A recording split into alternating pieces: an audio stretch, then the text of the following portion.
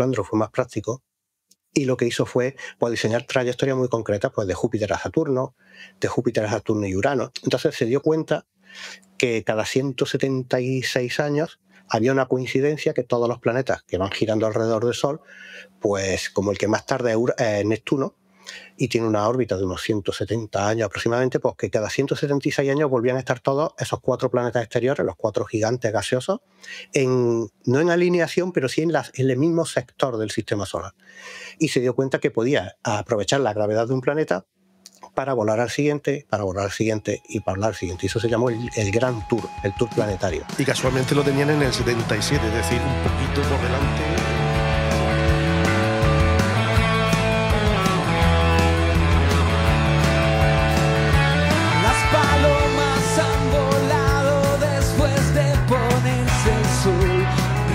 De oro goteando con el ritmo a mi canción.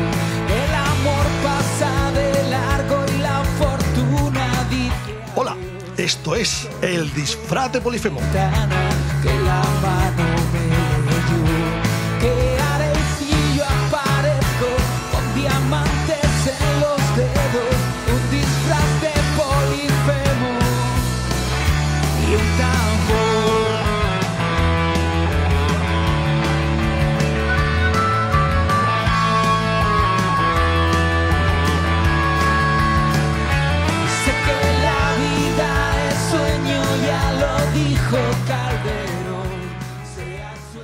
Pedro León es divulgador científico, un apasionado de la exploración espacial y es autor del libro Viajes interestelares, historia de las sondas Voyager. Uy, este que veis aquí, aunque sea en edición digital. En este libro no solo relata una de las mayores epopeyas tecnológicas de la humanidad, sino que lo hace con una mezcla muy particular de rigor y emoción. Hoy hablamos con él sobre esas 2 pequeñas naves que llevan casi medio siglo en un viaje sin retorno y que aún hoy nos envían noticias desde los confines del sistema solar y más allá. Y ojo, porque en este programa les ofrecemos un documento, además de inquietante, revelador, porque nos da una información muy importante sobre, entre otras cosas, lo ocurrido el 28M. Pedro, ¿qué tal? ¿Cómo estás? Hola, Juan Carlos. Pues encantado de estar en tu casa. Muchas gracias por invitarme. Y nada, como bien dices, yo creo que tengo por aquí la edición en papel. Me la tendré que leer algún día. Me han dicho que está bien. Y bueno, pues nada, deseando hablar contigo de la sonda. Bueno, antes de entrar en materia, y aunque las primeras preguntas que me he apuntado son un poco técnicas para contextualizar, sí que hay una cosa que me corroe sobre el contexto de esta tecnología. Te cuento, mi coche pasó hace poco la década, o sea, tiene 10 años y poco más. No llega ni a 150.000 kilómetros. Nada, eso nada, no es nada. Y el tío ya está pidiendo la jubilación. Vamos a ver, ¿cómo es posible que las Voyager sigan funcionando y mandando datos aún desde la quinta leche, por decirlo técnicamente? Eso es algo que nos preguntamos todos. Y me imagino que la única respuesta es trabajo bien hecho. Simplemente son sondas artesanales, aunque hoy día, bueno, cada sonda está diseñada para una misión en concreto y todos sus componentes son exclusivos, digamos, pero entonces se hacían literalmente los circuitos a mano y por gente con muchísima dedicación y muchísima experiencia en su campo y había poco lugar, digamos, para hacer cosas demasiado arriesgadas, aunque eran pioneros en todo lo que hacían, pero el trabajo era, digamos, casi como si lo estuvieran haciendo para su propia casa y todo hecho, ya te digo, literalmente los cables a mano. Y yo creo que ese es uno de los secretos. Fueron gente muy competente, pensaron en todas las posibilidades y más allá de las que se creían posibles. Y bueno, como vemos, un diseño de vida estimada para 4 años. Y hoy día siguen, desde el 77 hasta hoy, siguen todavía funcionando. Es decir, que yo creo que simplemente cuando las cosas se hacen con cariño y con mucha energía y con ganas, pues duran mucho tiempo. Vale, esa es la parte buena, la parte bonita, porque tú también cuentas otras caras B de esta historia, ¿no? porque el libro, al leerlo, yo me he enganchado, la verdad, por la forma en la que lo cuentas y por algunas cosas que de la trastienda que vas contando y que dices, anda, leche. Qué curioso, ¿no? Me refiero a que, por ejemplo, en el JPL, que bueno, es el Laboratorio de Propulsión a la Reacción, ahora si eso nos explica un poco más exactamente qué es, que es un organismo que entiendo que depende de la NASA, ¿no? Sí, ¿vale? parcialmente, ahora sí. Bueno, pero para situarnos, ¿no? En ese organismo, ahí es donde se han hecho algunas de las grandes maravillas de la ingeniería y de la imaginación humana. Pero al tiempo te encuentras historias como la del becario Minovich, no sé si lo he pronunciado bien. Yo cuando leí eso dije, pero vamos, es paráis con una vara y darles. También es cierto que a lo mejor lo decimos, o lo digo desde mi perspectiva, ¿no? De la perspectiva actual de lo que pasó, pero ellos tenían otra perspectiva. ¿Cómo es posible que ocurran ambas cosas, ¿no? Esas maravillas de la ingeniería y al mismo tiempo que Minovich, que ahora nos explicará un poco más quién es esa persona y por qué tenemos que hablar de ella, ¿cómo pueden ocurrir esas dos cosas? Pues bien, como comentabas, el JPL, el GPA, es un organismo que oficialmente pertenece a la Universidad de Caltech, a la Universidad Tecnológica de California, pero está financiado casi en su integridad por la NASA. Entonces es un organismo, digamos, asociado a la NASA y como dices, es básicamente donde se han creado las sondas espaciales, aunque se han construido ya en las últimas décadas también en otros organismos de la NASA como Marshall o la Universidad de Johns Hopkins, pero su origen, las primeras sondas, por ejemplo como las Mariner o las Pioneer, se fabricaron, o por lo menos parcialmente, en el JPL. Entonces aquí el JPL era como la Disneylandia para cualquier persona que estuviera, o cualquier investigador o cualquier ingeniero que estuviera interesado en el espacio. Entonces que te llamaran del JPL hoy día sigue siendo un privilegio, pero entonces pensemos que estaba todo por hacer, digamos, estaba todo por descubrir. No se había viajado, cuando se creó, ni siquiera las sondas no habían llegado ni a la Luna. O sea, es lo más básico, se supone, en viajes espaciales, y a los planetas era un mundo por descubrir, eran sueños. Entonces ahí se encargaron de que esos sueños fueran realidad. Se inventaron, pues, cómo coger y construir y meter, no te digo ni ordenadores, porque no había ordenadores, no había procesadores. Entonces, ¿qué componentes electrónicos primitivos, estamos hablando de los años 60, podía meter dentro de un cacharro metálico que aguantara las vibraciones de un lanzamiento? ¿Qué energía iba a necesitar? ¿Qué sistema iba a necesitar esa nave para moverse y orientarse en el espacio? Es decir, lo inventaron todo, iban casi improvisando sobre la marcha y, bueno, cómo aislarla térmicamente para que no se quemara por el sol o no se quedaran congelados. Entonces iban haciendo progreso sobre la marcha, la Mariner 3, la 4, la 5, la 6, iban aprendiendo de los errores e iban incluso aprendiendo a navegar con la nave, una nave que está ya perdida en el espacio, bueno, con una antena la sigue, pero ¿a qué distancia está?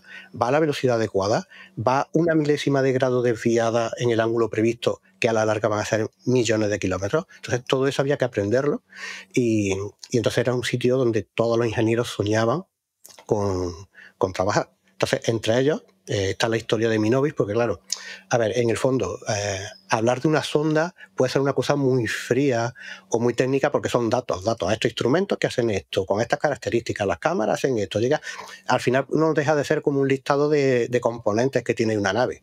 Entonces, lo que he intentado con el libro es contar toda la historia que hay detrás, las personas que idearon el concepto de viajar entre planetas, las personas que pensaron que eran posibles, porque ya te digo, en los años 60 se creía que hasta Marte se podría viajar con sondas, que durara el viaje aproximadamente 9 meses o un año.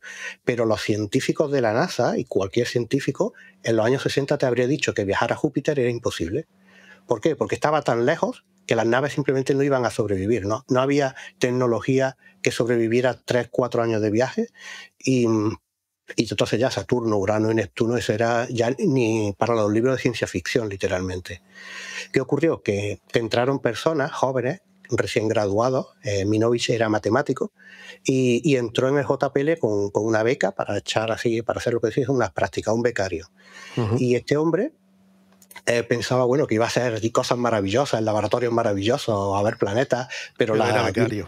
Claro, era becario. Entonces, ese trabajo maravilloso, entre comillas, que luego tampoco es tan maravilloso, que es tedioso y aburrido, ¿no? De hacer cálculos y pruebas, pues a él le dieron eso. Tengamos en cuenta que tampoco había ordenadores para trabajar y todo era con lápiz y papel, a mano. Entonces, ¿qué ocurría? Que a él lo sentaron en una esquinita de un despacho, una mesa cutre, una silla cutre, a hacer cálculos. Calcúlanos las 200 posibles trayectorias para ir a Venus, lanzado en tal fecha de tal año, y la fecha de llegada y salida. Total, eso a mano, pues digamos que era un tonto insoportable. Entonces él estaba un poco decepcionado, pero no quería perder la oportunidad, y por su cuenta, en ratos libres y en su casa, calculó que también se podía viajar a Júpiter y a Saturno aprovechando lo que eran las asistencias gravitatorias.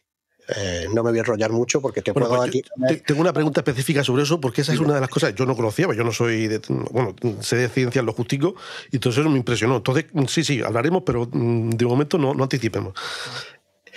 Pues, entonces él descubrió que con las asistencias gravitatorias que era posible viajar a Júpiter y Saturno, y el problema es que no le echaron ni cuenta.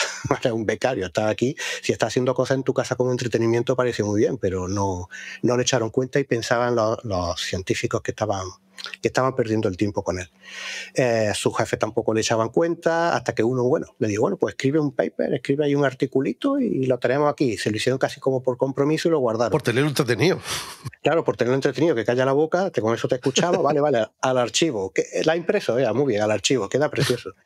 Y entonces, decepcionado ya, terminó ya de trabajar y ya, aunque siguió insistiendo, pero ya tuvo que llegar otro becario, cuando a él terminó, prácticamente coincidió su salida con la llegada de otro que es Flandro, Gary Flandro, que este era ingeniero y fue un poco pillín, poco, por decirlo. Una mentalidad más práctica, ¿no? La del ingeniero, ¿no? Claro. Entonces, al ser más práctico, él dijo, voy a leerme todos los papeles que están aquí en la estantería, a ver qué me cuenta y a ver si yo soy capaz de sacar algo. Y efectivamente, él diseñó una órbita porque, como mi novio era matemático, lo que hizo el hombre fue divagar. Entonces divagaba, pues si yo lanzo una sonda a Júpiter, es capaz de llegar a Plutón, y luego de Plutón vuelve a Marte, y luego vuelve a Saturno, y se puso a hacer unas maniobras fantásticas y maravillosas, pero eso no tenía práctica ninguna. O sea, ¿qué va a ser una trayectoria de 40 años si en 4 meses la sonda ya no estaba viva?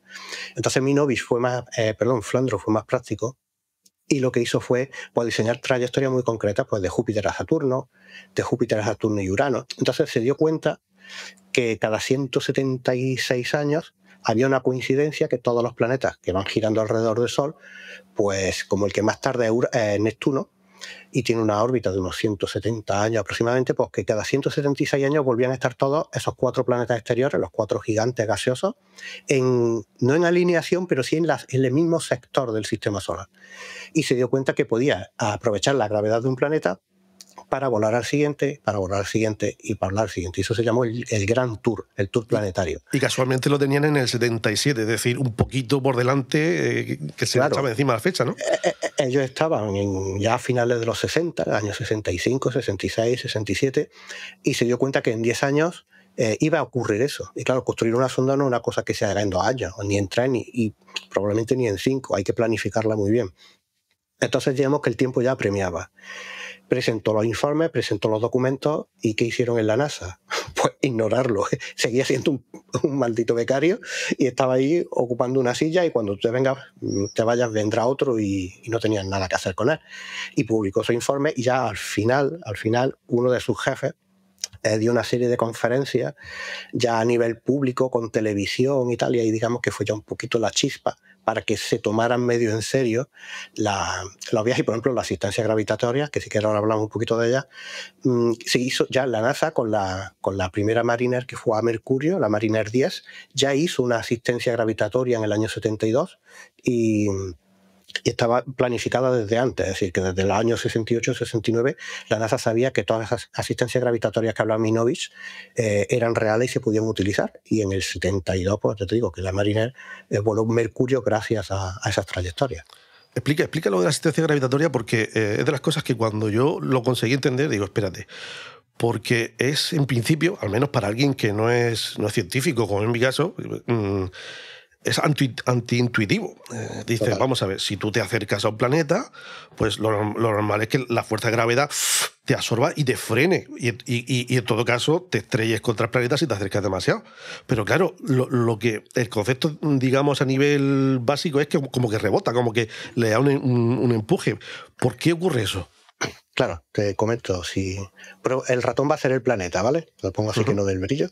Si ese es el planeta y llegas con tu sonda, si vas directo, evidentemente te estrellas.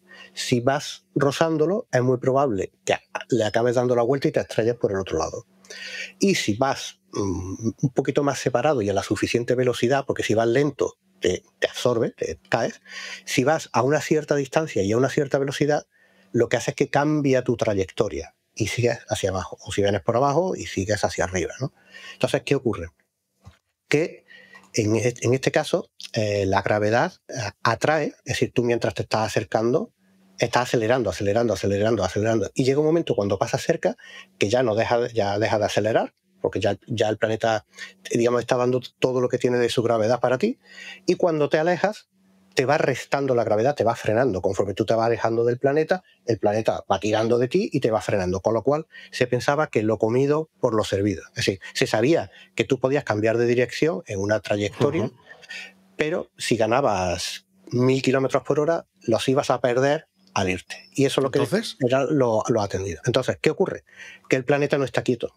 El planeta va girando alrededor del Sol. Entonces, si tú te acercas en la misma dirección que el planeta se mueve, es como un patinador que va y coge a otro de la mano y tira y lo acelera. O un ciclista que se engancha a otro y le pega un empujón. Ninguno está quieto. Y además tú vas, aparte de tu velocidad, te dan una energía extra. Entonces, al pasar, básicamente, tú ganas a lo mejor 1200 kilómetros por hora y cuando te alejas, pierdes. Pero pierde a lo mejor 800, con lo cual hay una cierta ganancia. Y esa ganancia, como la sonda es muy pequeña en proporción al planeta, es tremenda. En el caso de la sonda Voyager, por ejemplo, llegaron a ganar en el momento de la aceleración hasta 15 o 20 kilómetros por segundo, con lo cual es una burrada. Es casi como si tuviera un cohete allí esperándote para darte otro lanzamiento gratuito, sin combustible. Por ahí tengo hecho en el libro del cálculo que necesitaría a lo mejor 4000 toneladas de combustible para hacer ese mismo empuje en cada planeta. Entonces tú llegas a un planeta, digamos, con la velocidad justa, el planeta Júpiter te da un acelerón gratis con la gravedad y llegas a Saturno. ¿Qué ocurre? Que llegas antes, además. El viaje no solo tiene... es más, te ha cambiado tu dirección y te ha enviado justo a donde tú quieras, porque bueno, tú puedes decidir, el científico, a qué altura va, y mientras más te acerca del planeta, más curvatura va a tener la trayectoria. Y mientras más te alejes, entonces el científico puede decidir cuál es justo la inclinación que necesita la altura y te lleva justo hasta el destino apropiado en Saturno. Y en vez de viajar 4 o 5 años hasta Saturno, pues en un año y medio ya estaba en Saturno. Un viaje que llegue hasta Urano, que tardaba 20-25 años, pues estuvo en 3 o 4 años más. Y hasta Neptuno, desde que la lanzaron, un viaje hasta Neptuno de una sonda que fuera por el espacio podría tardar hasta 35 años. Y la sonda Voyager en 12 estuvieron. Entonces ahí vieron que realmente era un acelerón para la investigación espacial. Puede que una sonda no durara 35, e incluso puede que no durara ni 12, pero 12 ya no era tan descabellado, porque ya había sondas que podían durar 2, 3, 4, 5 años, entonces no es lo mismo 35 que 12, y se arriesgaron. Oficialmente la misión de la Voyager era Júpiter y Saturno. De hecho, los logotipos solo se ven, en los antiguos se ve Júpiter y Saturno dibujados, nada más, y la misión era MJS, Mariner Júpiter Saturno.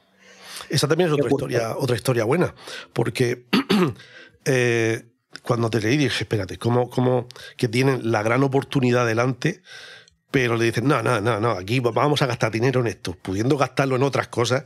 ¿Era Nixon el presidente entonces en Estados Unidos? Eso explica Nixon. Alguna cosa quizá, ¿no?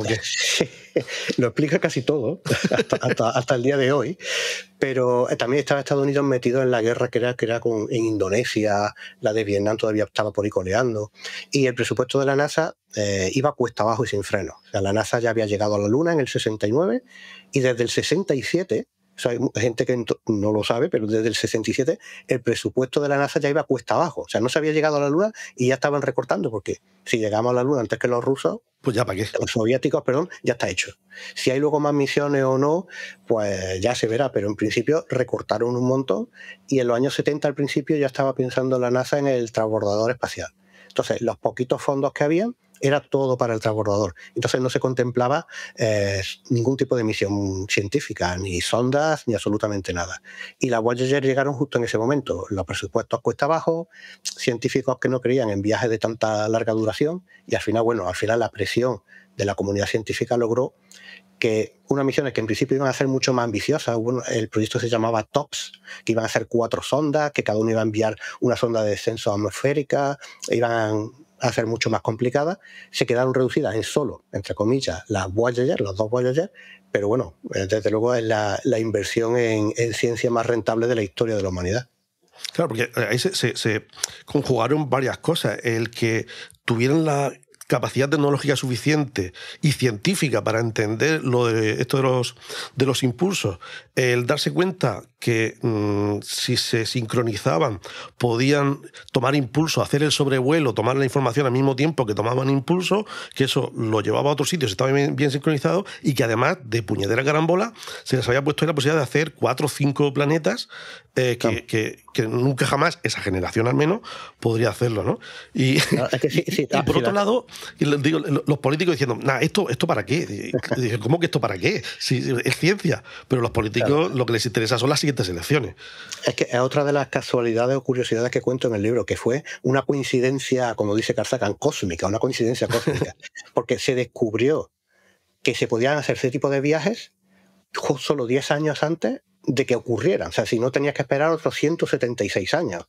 Claro. Y además, la tecnología no es que la tuvieras, pero ya la estabas creando. Es decir, que si me hubiera pillado en los años 40, pues la perdemos porque no hay nada que hacer. Y si me hubiera pillado ahora, pues dice, bueno, pues se podría hacer. Pero fue justo que se descubrió a la vez que la tecnología se estaba creando y que en 10 años tenías la oportunidad de ver 4 planetas de golpe con una sola nave.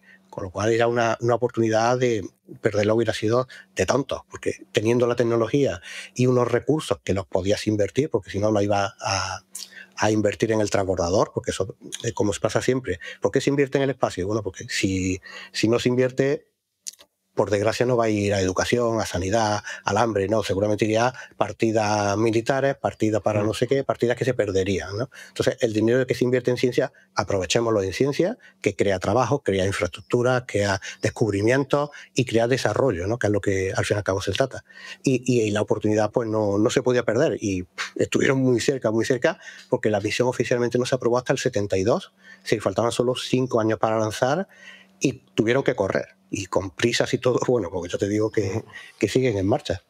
Una de las cosas que me maravilla de lo que cuentas en el libro es el prodigio de cómo fueron capaces de sacarle partido a la tecnología de entonces.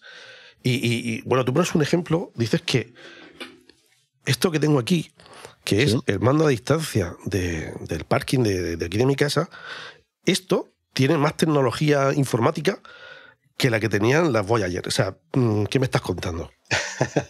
Vale. Como siempre me pillas que con los datos concretos no me voy a acordar. Recomiendo que se compre. No, tampoco es preciso. Esto es un público generalista.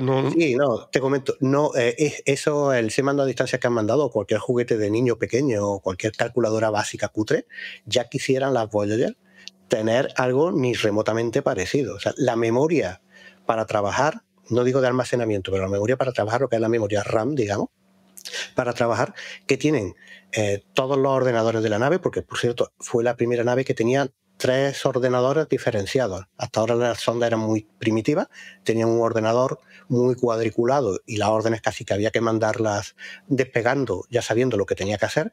Sin embargo, las Voyager se podían programar en el vuelo, y de hecho se siguen programando en vuelo, y tenían 3 ordenadores, uno para controlar la propia nave, otro para controlar los instrumentos y otro para controlar los movimientos del brazo robótico y de las cámaras para orientar a su objetivo.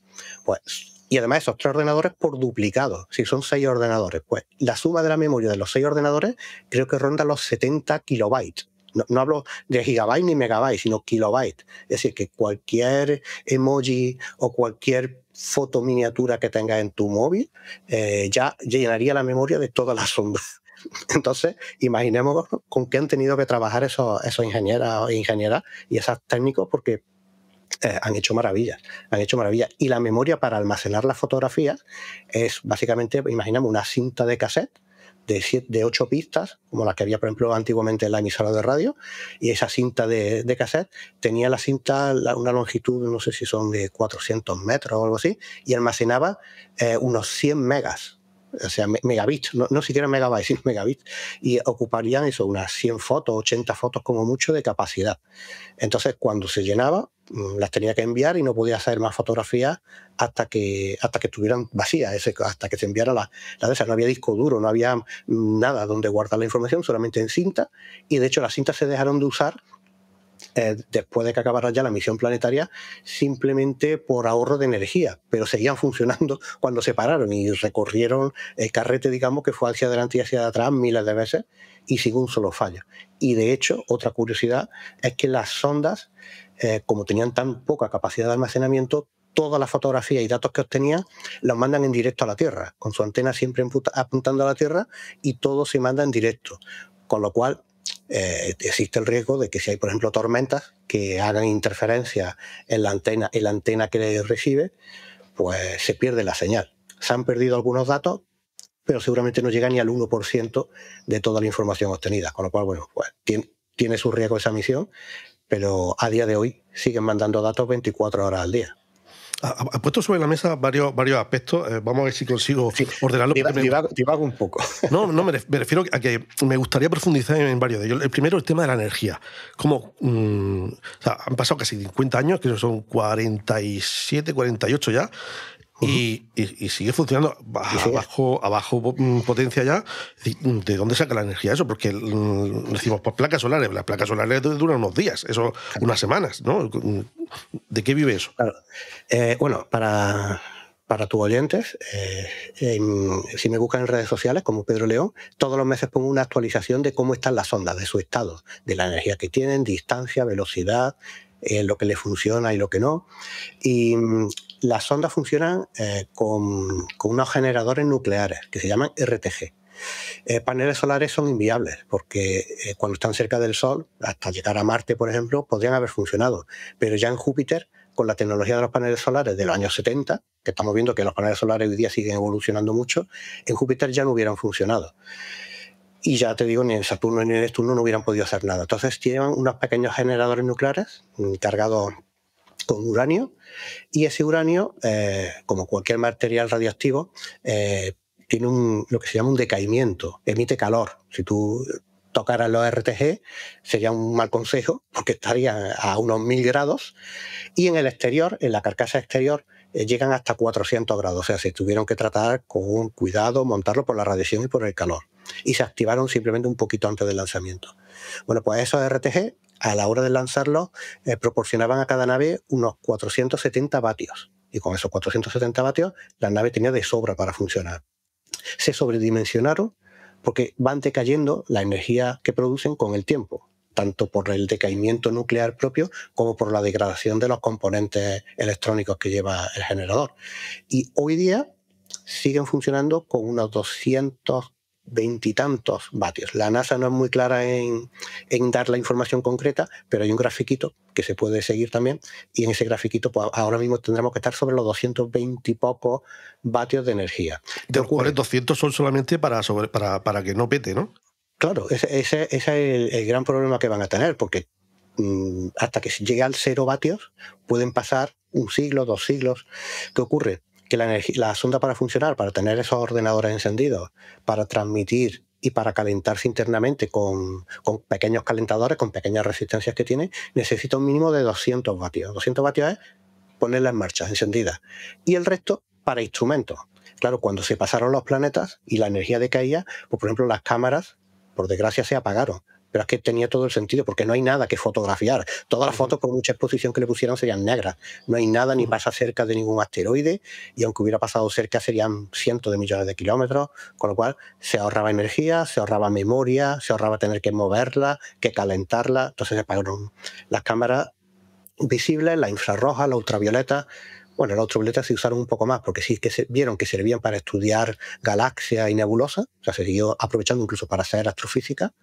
Y ahora mismo, pues las sondas hace un par de años tenían 5 instrumentos encendidos y ahora en febrero y en marzo cada una ha apagado uno más. La Voyager 1 apagó el CRS, que es el instrumento de rayos cósmicos, es un instrumento que se sentía cuando le caía a la nave un rayo cósmico, y ese ya por energía, los 4 vatios que consumía ya no eran asumibles y lo han apagado, y le quedan otros 3. Y la Voyager 2 era el LSP, que es de energía, de partículas de baja energía, y también lo han tenido que apagar, ¿vale? Entonces, por no aburrir más, no entro en detalles, pero ahora mismo cada sonda sigue teniendo, de los 10 instrumentos originales, cada una funciona con 3. Y son un tesoro. Son un tesoro porque están en un lugar, como se dice en la ciencia ficción, un lugar donde nadie ha llegado jamás.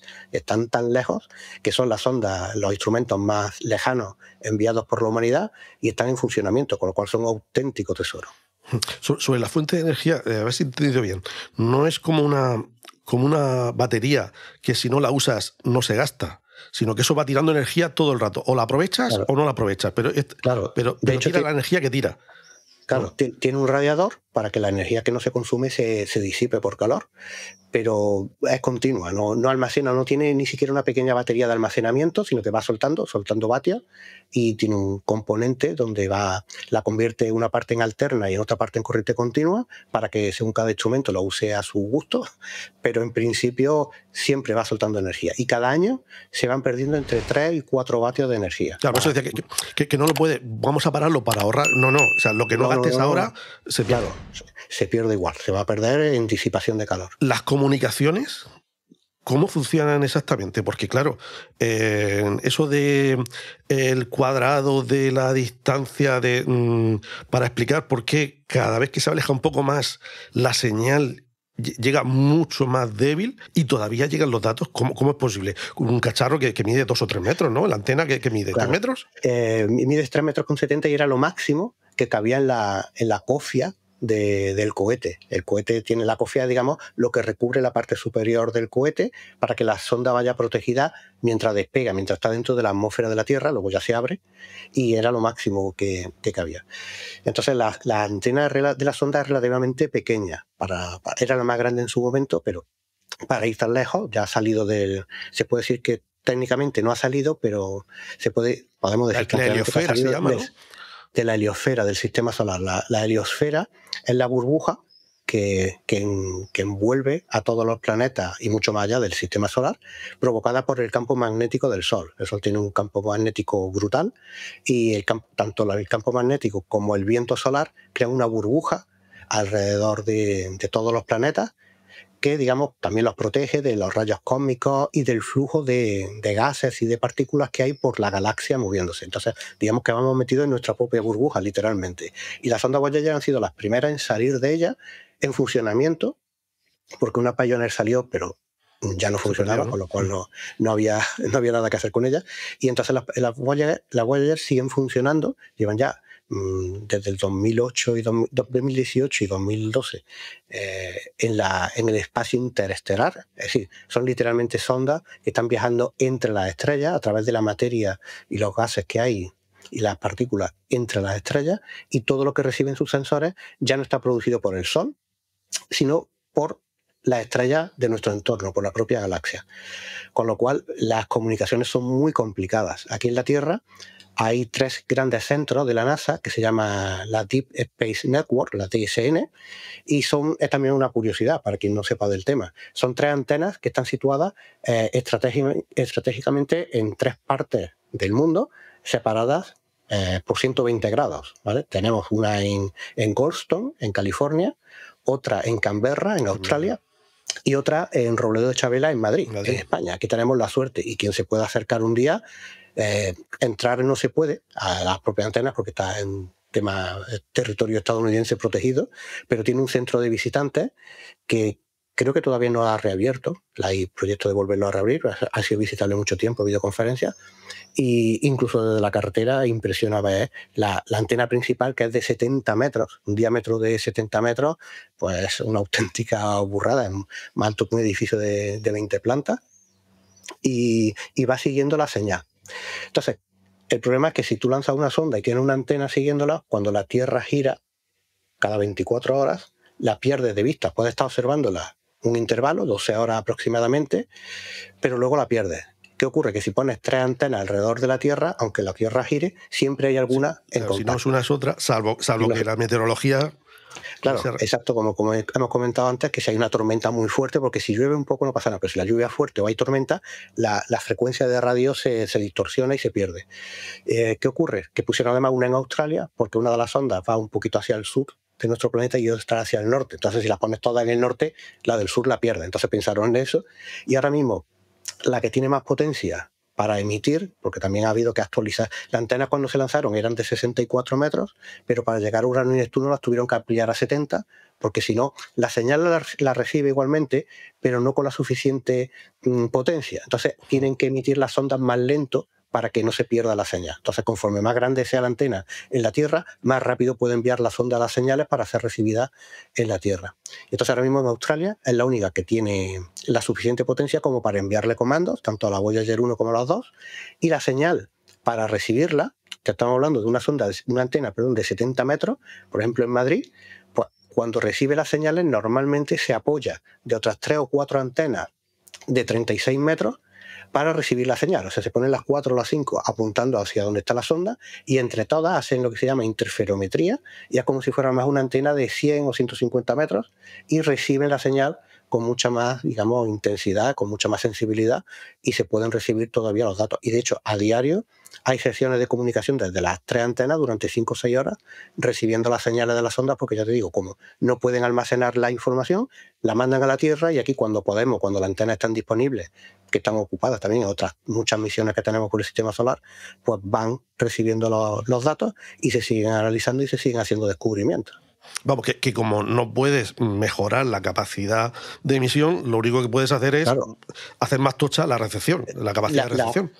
La potencia máxima, las ondas emiten con 2 potencias. La potencia baja creo que ronda sobre los 12 vatios y la máxima sobre 20. Pues imagínate una potencia de 20 vatios, que es como una pequeña bombillita. Ya no es que la ponga en la Luna, que no la verías, sino llévala a más de 20.000 millones de kilómetros, que es donde están ahora. La potencia que se recibe en la antena creo que es la billonésima parte de la billonésima parte de un vatio. Con lo cual es algo que de hecho, son las únicas antenas en el mundo que las pueden recibir, porque ninguna otra tiene la sensibilidad especial. Los receptores de Mach, las antenas tienen que estar enfriados a menos 200 y pico grados bajo cero para que no haya ruido térmico. Y bueno, es una auténtica precisión absoluta, porque además si la antena de la Tierra está desviada a una millonésima de grado, estamos hablando de monstruos de muchas toneladas, pues ya tampoco se recibe la señal, y si la sonda se desvía medio grado, tampoco se recibe. O sea, es como un hilito de comunicaciones que tenemos y de una potencia ínfima, que no hay forma ni de imaginársela, pero siguen funcionando. Entonces, bueno, de momento tenemos las antenas, se supone que las van a actualizar ahora, la de Australia de hecho lo están actualizando, y creo que sin problema durante 10 años más se va a poder recibir la señal, siempre que las sondas sigan en marcha, claro. Claro, entonces, para comunicarse, el tiempo de recepción y de envío, ahora que está fuera de la galaxia, hablamos de varios días, ¿no? Es decir, que no es como decir, oye, que gírate un poco para la izquierda, ahora cuando estés a la izquierda, luego un poco... No, eso tiene que ser una cosa muy planificada, porque hasta vete a saber cuándo no te contesta, ¿no? Claro, bueno, de la galaxia no. De la galaxia llegará... Perdón, del sistema solar. La galaxia, un poquitico más. De la galaxia seríamos, ya necesitaríamos una antena de grande como todo el sistema solar. Perdón, sistema solar. Nuestro sistema solar. No. Pues, en principio, las señales de radio viajan a la velocidad de la luz, la velocidad más rápida que existe, a 300.000 kilómetros por segundo. Una señal de radio desde la Luna tarda 1 segundo en llegar. Tú te comunicas con la Luna y se recibe con un par de segundos de retraso. Claro, uno por ahí, otro va a volver. Claro, cuando haya tripulaciones humanas en Marte, según si la Tierra y Marte están en el mismo lugar del sistema solar o lejos, pues las diferencias pueden ser entre 10-12 minutos hasta 40 minutos. Tú mandas, hola, ¿qué pasa? ¿Cómo estás? Y si estás en la otra punta, pues te vas a tomar un café, te echas una cabezadita y en 1 hora podrás recibir la respuesta. ¿Cómo has dicho? Por eso, muchas veces las películas, a ver, entiendo que el director no puede hacer una película con la realidad, ¿no? Pero, hola, ¿qué pasa? ¿Cómo estás? Bien, aquí estoy en Marte plantando patatas, ¿eh? Pues ahora, eso no existe, eso no puede existir con mucha tecnología que haya porque lo marca la velocidad de la luz. Entonces, las sondas, cuando estaban en Júpiter y Saturno, pues tardaban 1 hora, 2 horas, 3 horas. Ahora mismo las señales tardan unas 22, 23 horas en ir. O sea, cuando en la NASA le mandan un comando, hasta el día siguiente prácticamente 2 días. No recibe la señal, la sonda. Y luego la sonda hace sus tareas y la respuesta nos tarda otro tanto. Es decir, que si hay una reparación de urgencia, urgente no va a ser. Eso te iba a decir, urgente no va a ser, ¿eh? Te llega a fontanero. Claro, si a la sonda le pasa algo ahora mismo, nosotros, si la sonda nos manda un SOS, nos va a llegar mañana a esta hora. Con lo cual tarda ya 1 día. Claro. Mientras eso se analiza, se recibe y se hace una propuesta, porque tú no puedes mandar datos a lo loco, porque claro, también es una tecnología, tener en cuenta que está programado en C y en lenguaje muy primitivo. Y entonces, claro, es un lenguaje de ordenadores que ya no se usa, hay que probarlo primero, hay que ensayarlo en simuladores que se han construido últimamente, porque no hay una sonda aquí donde probarlo. Y la respuesta normalmente se suele tardar 1 semana más o menos en tener una respuesta que no vaya a fastidiar más la sonda. Y entonces tú la mandas y tarda 1 día en ir y tienes que esperar a ese segundo día a que vuelva la señal y veas si ha funcionado o no. Si no ha funcionado, otra semana o 2 semanas o 3 para ver qué ha pasado, pruebas otra cosa. Y de hecho el mayor fallo de la Voyager 1 fue ahora en noviembre del 23, que dejamos de recibir la señal, y su puesta a punto, que estaba otra vez operativa, no ha sido hasta el verano del 24. Se tardaron 7 u 8 meses en arreglarla por un fallo en memoria, con lo cual pues, estamos viendo que es una operación de ingeniería tremenda, con un retraso tremendo y un mérito brutal, porque como tú decías antes, con un coche o una lavadora que a los 3 años deja de moverse, ¿no? Pues está arreglando una máquina que está a 20.000 millones de kilómetros a 230 grados bajo cero, que tus señales le van a llegar muy débiles, que la va a recibir con una antena muy pequeñita y con circuitos que están fritos ya de radiación, de haber pasado por todos los planetas y el espacio interestelar, y con tecnología y un programa de lenguaje de ordenador que hoy día no conoce nadie. Con lo cual porque los ingenieros originales del proyecto, esos se jubilaron, se murieron, y un ingeniero actual que sale de su estudio de la carrera, lo sueltas ahí, no sabe hacer absolutamente nada con eso. No, es decir, no ha oído hablar de... De hecho, no ha oído hablar de ese lenguaje de programación en su vida. Entonces, claro, y además tiene que estar súper optimizados los comandos, porque por el tema de la memoria y tal, que no es como ahora que tú empiezas ahí a tirar megas, a tirar, comentas las líneas de programación, las comentas, y eso, como eso no ocupa, no... No son, como dices, son comandos muy concretitos de...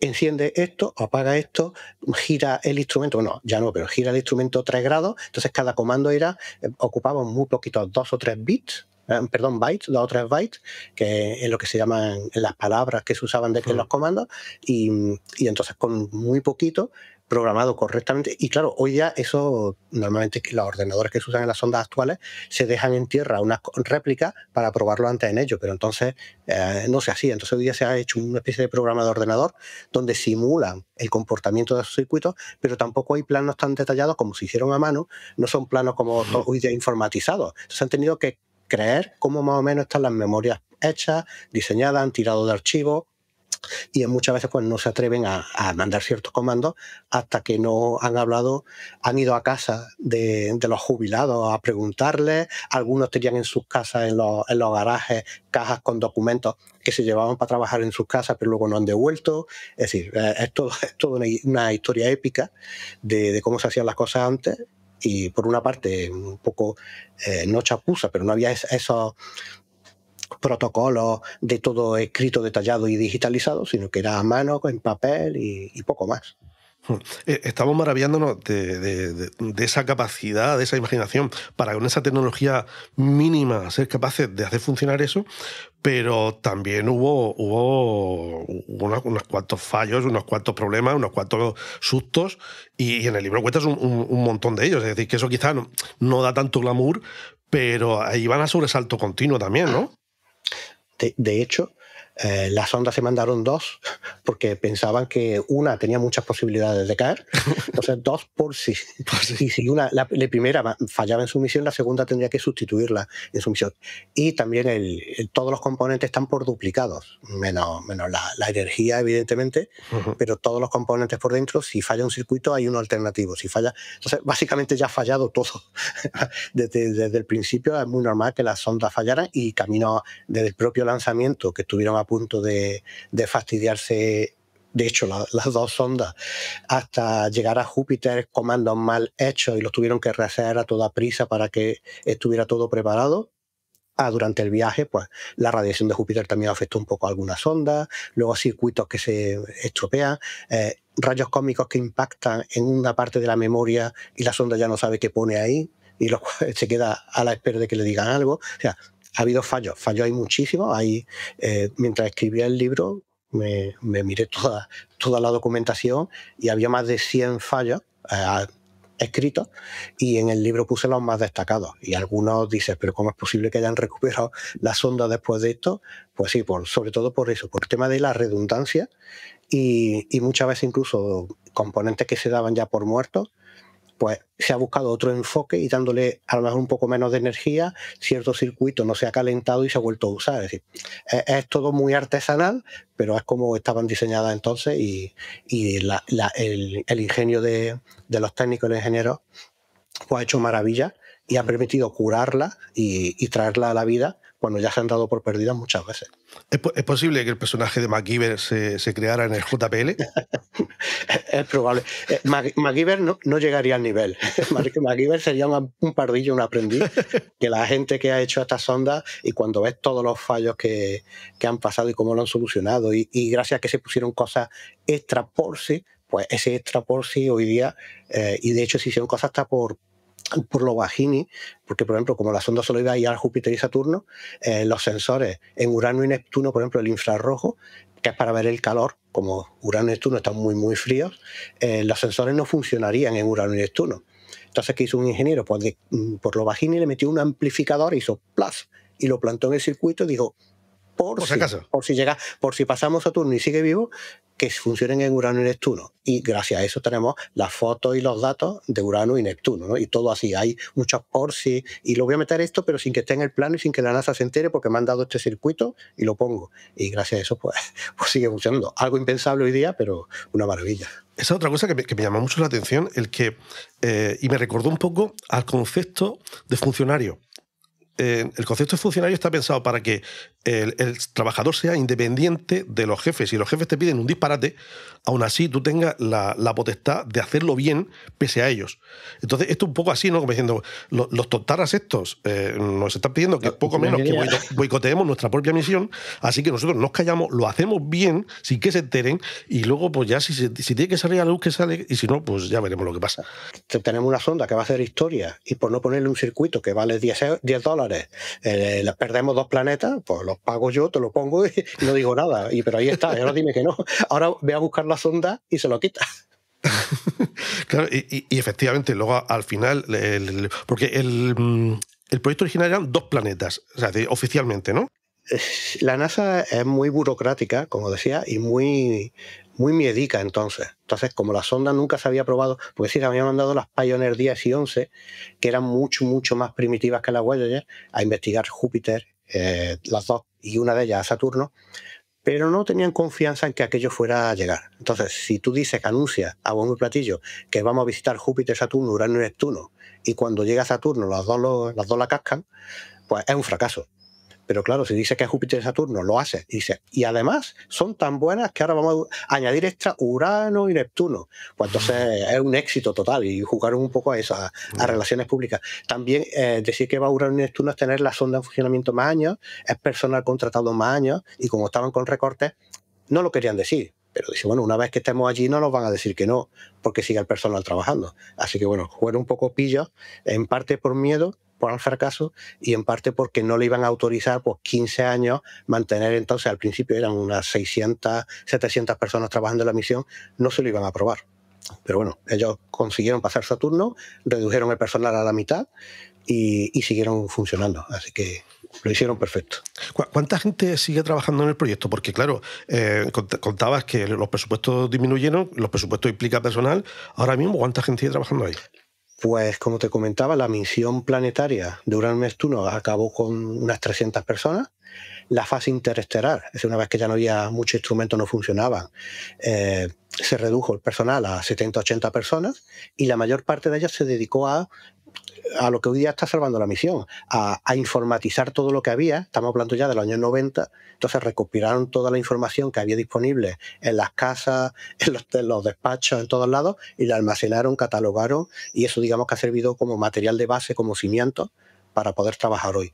Y de ahí, a partir del año 2000, creo que quedaban unas 20 personas, y desde entonces, pues creo que son entre 10 y 12. Normalmente hay unas 10 personas fijas y un par de becarios. Los becarios siguen aportando mucho trabajo y básicamente hacen de todo, ¿no? Que está ahí quien lidera la misión y el jefe de científico también, pero normalmente están un poquito para todo porque en un despachito se reúnen todos y elaboran las estrategias.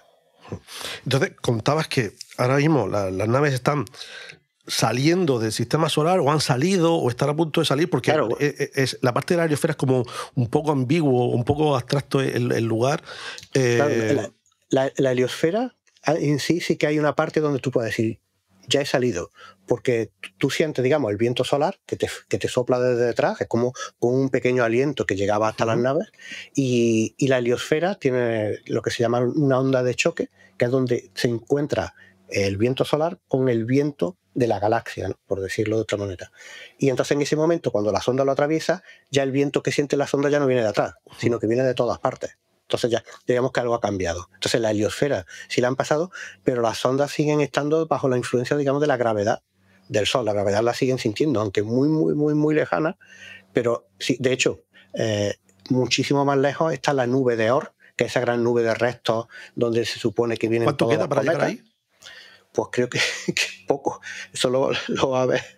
Jordi Hurtado seguramente lo verá, porque creo que quedan unos 30.000 años o 40.000 años. Bueno, sí, Jordi seguro. Me parece a mí que no, ¿eh? Él vio los dinosaurios y ahora tiene que ver esto, no se lo va a perder. 30.000 años. 30.000 años o millones de años. Yo no sé, ya me pierdo. No, unos 30.000 años. 30.000 años no. Bueno. Entonces, creo que en entrar unos 30.000 y en salir unos 120.000, o así. Como tampoco están muy claros los límites de esa zona, ¿vale? Pues, pero vamos, ya la nave no va a estar en funcionamiento y solamente claro. Jordi Hurtado y sus descendientes lo contarán a la humanidad. Bueno, supongo que ahora que llevamos ya más de 40 minutos de programa, es absurdo decir esto a estas alturas, porque entiendo que la gente que está viéndonos y oyéndonos es gente interesada en el tema y que algo de conocimiento mínimo ya tienen. Porque cuando hablamos de viento solar no nos referimos al viento tal cual lo entendemos del aire de la atmósfera, porque en el espacio no hay rozamiento. Que eso es lo que explica también que, no lo hemos dicho al principio, pero eso es tan básico, no sé, que me suena un poco ridículo decirlo a estas alturas, pero si no hay viento, no hay rozamiento, entonces la inercia es del 100%, es decir, no hay pérdida de velocidad. Bueno, salvo que te cruces con algo que te meta un viaje y te... Claro, cuando tú lanzas una sonda al espacio, como sales de la atmósfera terrestre, como dicen, no hay rozamiento. Entonces una sonda puede irse moviendo, en teoría, si está lanzada correctamente, eternamente, solo influenciada, bueno, pues por el Sol, otros planetas, como he dicho antes, la asistencia gravitatoria, pero en principio, al no haber rozamiento, su velocidad, por ejemplo, las sondas Voyager se siguen alejando, han salido del sistema solar, y su velocidad va disminuyendo muy lentamente, porque el Sol ya está muy lejos. Perdieron mucha velocidad al principio y ya decaen muy lentamente. Y viento, como dicen, no es viento como en la atmósfera de la Tierra, sino que se llama viento solar a todos los electrones y las partículas cargadas eléctricamente que el Sol emite. Si habéis visto imágenes del Sol a través de cualquier satélite, el SOHO, por ejemplo, se ven como llamaradas, y el viento solar viene tanto de las llamaradas como de la propia superficie, y lo emite, digamos, en todas direcciones. Y las sondas, por ejemplo, también ayudaron mucho a que cada vez que hay una tormenta solar y esa tormenta llegaba hacia las sondas, claro, aquí en la Tierra la detectamos con los satélites que tenemos cerca, pero en esas regiones del sistema solar no sabía qué influencia podían tener. Entonces los sensores sí detectaban la velocidad del viento, la potencia, cuántas partículas, te digo que hablamos de partículas, cuántas llegaban, de qué composición, y entonces todo eso ha servido para modelar y saber cómo es realmente toda la heliosfera y toda la burbuja que rodea el sistema solar. O sea, que ahora mismo están como así dicho técnicamente, en mitad de la nada. En mitad de la nada. Y van a estar en mitad de la nada millones y millones de años, ¿vale? En principio, las estrellas, aunque veamos muchas en el cielo, pero si tú pasas con una nave, imagínate, a 1000 veces la velocidad de la luz y atraviesas la galaxia de punta a punta, probablemente no choques con nada. O sea, las estrellas son tan chiquitas en comparación con la distancia que hay entre ellas, que básicamente no las ves. O sea, que eso es la película que va y llega a una estrella rápidamente, eso no ocurría. O sea, en principio tú pasas, de hecho, si tú coges una galaxia, la enfrentas a otra y chocan, probablemente todas van a pasar a través, los 100.000 millones de estrellas de una con la de otra, y no se van a rozar. Se van a deformar por la gravedad entre ellas, pero sí, choques directos no hay, porque su tamaño es 1000 millonésima parte de la distancia que hay entre ellas. O sea, está todo vacío. Entonces las sondas Voyager no van a ninguna estrella en concreto, y dentro de cientos de miles de años, de millones de años, pasarán a través de a varios años luz. Los sobrevuelos cercanos serán a varios años luz de distancia de otras estrellas, que además también se están moviendo. O sea, han pasado a ser ya parte de la galaxia y se van moviendo. De hecho, están ya incorporadas, como nuestro propio Sol, al movimiento de rotación de la galaxia, y en 200 millones de años habrán dado una vuelta alrededor de toda la galaxia, como un objeto más que está ahí perdido, como un pedrusquito pequeño de pocos metros, que no emite ya nada, ni calor, ni energía, ni señales, y quedará para siempre. Y de hecho, esas sondas no van a sobrevivir, porque dentro de 5.000 millones de años el Sol explotará, la Tierra será un montón de ceniza y aquí no quedará resto de absolutamente nada. Si no lo hacemos nosotros antes por nuestra cuenta y queremos quitar el protagonismo al Sol, pues no quedará planeta Tierra, ¿no? Se supone que tanto tiempo puede que lo que sean los humanos o lo que seamos entonces estemos en otro sistema solar. Pero las sondas Voyager, si no han chocado con nada, que tampoco es probable, su propia desintegración viene de la propia materia del aluminio o del cable, del plástico que posee, y se supone que pueden durar entre 6.000 y 7.000 millones de años, es decir, más que la propia Tierra. Así, cuando la Tierra no exista, estas sondas habrán dado ya unas cuantas 20 o 30 vueltas a la galaxia y seguirán ahí. Es decir, son el testimonio, digamos, que alguna vez hemos existido. Si dejamos de existir, pues estas sondas dirán, oye, pues ahí hubo unos personajes un poco raros e intentaron explorar su entorno, pero bueno, ahí estuvieron un tiempo. Pues tiene un punto muy épico esta historia, pero todavía queda un mensaje más que es ya el culmen de la épica. Y hablo del famoso disco dorado y de Carl Sagan, del cual también quiero que hablemos, porque ¿tú qué edad tenías en el 82? 12 años. Nací en el 70, así que en el 82 tenía 12 años. Pues sí, somos y me dio de golpe. Me dio en la cabeza. Y así me he quedado. Lo digo porque el 82 es el año en el que se metió en España la serie Cosmos de Carl Sagan, y permíteme que haga un inciso, que Carl Sagan era un influencer. Él sí era un influencer. Eso es un influencer. Alguien que te transmite algo positivo, que te transmite conocimiento, que te transmite unos valores, te genera una semilla nara a algo positivo. Otros que se llaman influencers, me van a permitir, lo que son unos mamarrachos, los que sí se llaman a sí mismos influencers. Dicho eso, ¿el disco dorado de Carl Sagan es película o realmente tiene algún sentido el mensaje que se supone que transmite ese disco? El mensaje, el disco de oro, es un mensaje hacia... Disco dorado, que tú mismo dices que cuidado, que no es lo mismo, no es de oro del todo, es solamente... Es de oro, pero no es de oro, te lo voy a destripar un poco más el libro. El mensaje tiene un destinatario muy claro, y es que somos nosotros, los humanos. O sea, es muy improbable, como hemos dicho antes, que esas naves algún día sean encontradas. Su objetivo es que lleve un disco con mensajes sobre nuestro planeta, información sobre nuestro planeta, con el objetivo de que si una civilización lo encuentra, sepa algo de nosotros. A ver, lo más probable es que si existe una civilización sepa antes de nosotros por las señales de radio que ya estamos emitiendo, las emisoras de televisión, de radio, señales militares. Entonces todo eso es ahora mismo una burbuja de unos 100 años luz. Si llevamos más de 100 años emitiendo señales, alrededor de la Tierra y del Sol hay una burbuja de 100 años luz donde esas señales muy débiles, pero llegan. Entonces una tecnología avanzada, nosotros no podríamos, pero una tecnología avanzada, una civilización con mucha tecnología, sí podría detectarla. Entonces si hay alguna civilización, ya saben que estamos aquí, ¿no? Hay mucha gente que dice, si ponen nuestra información, van a saber que estamos aquí y van a venir. No, ya hemos metido la pata. Si tienen capacidad para eso. Claro, la sonda es anecdótica, entonces con mucha tecnología ya saben que estamos aquí haciendo mucho ruido mediático y electrónico y nos van a encontrar. Entonces la sonda se supone que lleva información para contar un poco cómo es el planeta, los seres que viven, información, sonidos, fotos. Y claro, es el mensaje en sí, que una civilización encuentre la sonda, probablemente la propia sonda en sí, el material de que está construido, le va a dar más información sobre que el propio disco de oro, ¿no? Entonces el disco de oro fue una especie como de reflexión de, bueno, pues somos los humanos, vivimos en este planeta, en estos momentos, en los años 70, tenemos esta tecnología, bueno, pues vamos a lanzar esto como símbolo de que somos una humanidad. Se lanzaron canciones en otros idiomas, no solo inglés, saludos en muchísimos idiomas. Se fue un poco unir todo el planeta, hacer un pequeño resumen, que eso es imposible, evidentemente, en un disco de vinilo, que no se hizo de vinilo tampoco, porque claro, entonces no se podía mandar un disquete ni un disco duro, eso no existía. El único soporte para que algo subiera al espacio era o cinta magnética, que se degrada con el tiempo, o un disco. Y entonces se eligió el disco porque era un formato más resistente, y el vinilo tampoco, porque no deja de ser plástico. Entonces se hicieron en cobre, los discos son de cobre, y tienen un baño de oro para que resista mucho más tiempo. Van a ser igual que las sondas, prácticamente eternas. Y sobre el disco se grabaron, ya te digo, 100 fotografías, 15 o 20 canciones, saludos del presidente de los Estados Unidos, claro, de la ONU, el hijo de Carl Sagan, de personas de China, de otros países, sobre todo que trabajaban en la ONU. Cogieron a mucha gente y hicieron un batiburrillo de lo que era la humanidad con fotografías representativas.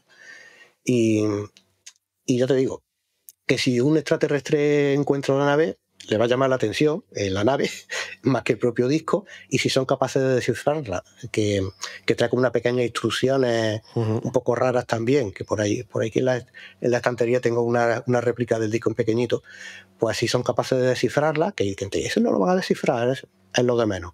Van a ser me suena esa estantería. Pues seguramente.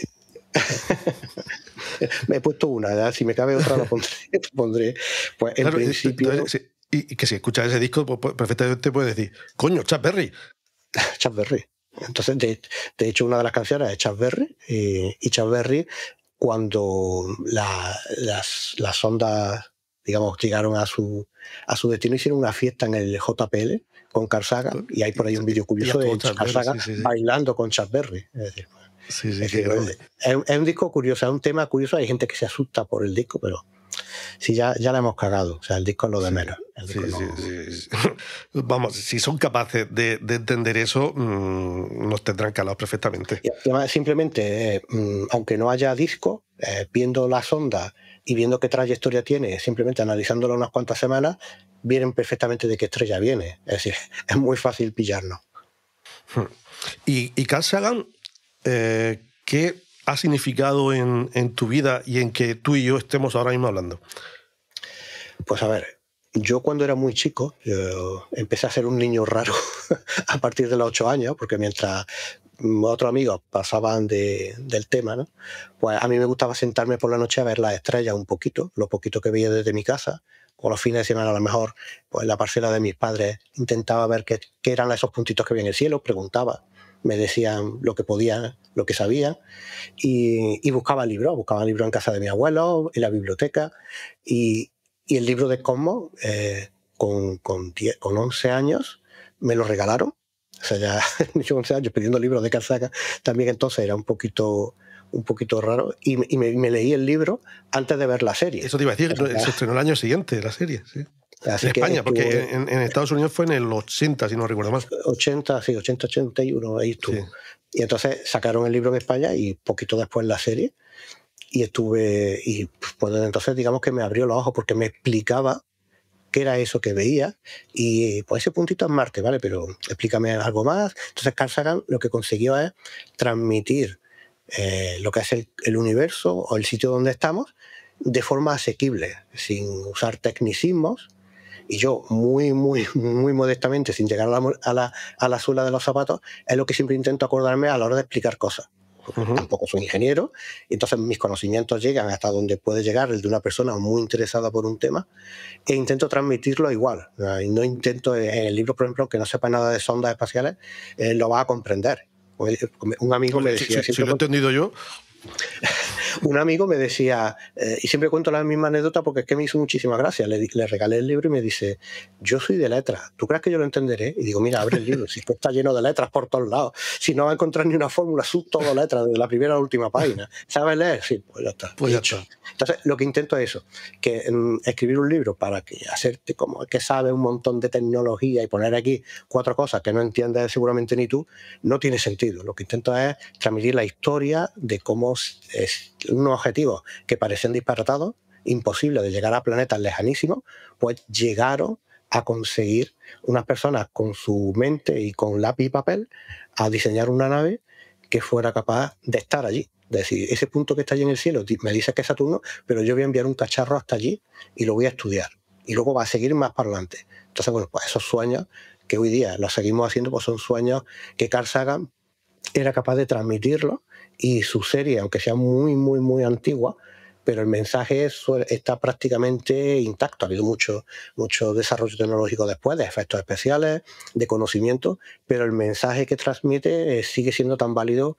Entonces a mí me impactó y decir, oye, pues esto de la ciencia no es tan raro. O sea, ¿qué es lo que me rodea? O sea, yo miro los árboles, miro los pájaros, miro las estrellas, y son cosas que están ahí, se pueden entender por lo menos lo que es su funcionamiento básico, y no hay que ser algo ajeno y algo que es solamente para gente rara, no, tenemos que estar informados de lo que nos rodea, y una de esas cosas es la tecnología, ¿no?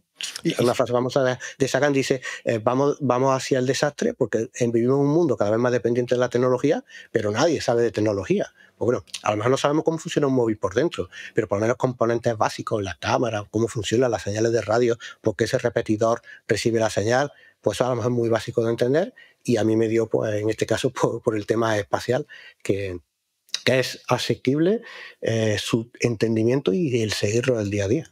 Dices que no sabemos de tecnología, pero es que ni de tecnología ni de geometría básica, porque recuerdo en un vídeo de Cosmos, Carl Sagan, en 2 minutos, te explica con un libro y un palo el experimento de Eratóstenes para demostrar que la Tierra era redonda, y a nivel que lo pueda entender un niño. Por aquel entonces no había terraplanistas, es decir, quizá porque no había alguien que cogiera así un libro, lo doblara, lo pusiera con el sol y pusiera la sombra para explicar lo que hizo Eratóstenes, para explicar que la Tierra era redonda. Ahora estamos plagados de terraplanistas, precisamente cuando más capacidad de informarnos tenemos, que eso es algo que me explota la cabeza, tío. Ese experimento es sencillísimo. Coge 2 personas, un palo de 1 metro, sí, y lo pones al sol. Uno que esté, por ejemplo, en el sur de la península, y llama a un amigo que esté en el norte de la península, o que esté en Francia, o que esté en Alemania, al sol.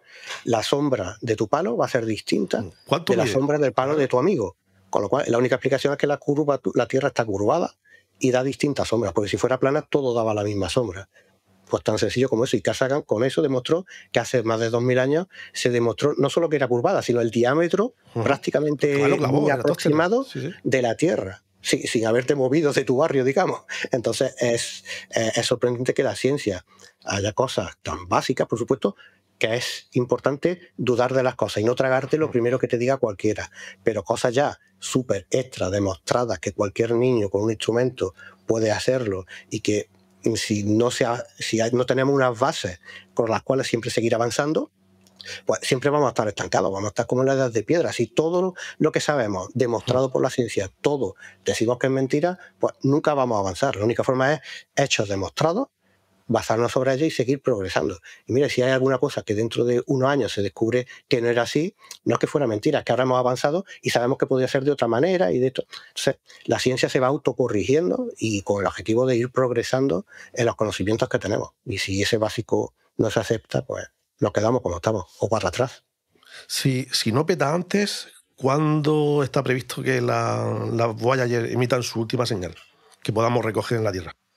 Claro, si no fallan antes, que también hemos tenido unos sustos también hace poquito, pues en principio ese decaimiento puede hacer que sobre el año 2030-2031 se apaguen los últimos instrumentos, ¿vale? La energía, como comentaba antes, cada año caen 3 o 4 vatios de energía. Hay previsto que cada año o año y medio se vaya quitando un instrumento, de forma que para el 2030-31 se apagará el último y todavía la sonda tendrá pues 204 vatios, 203 vatios y podría seguir funcionando a lo mejor 1 o 2 años más.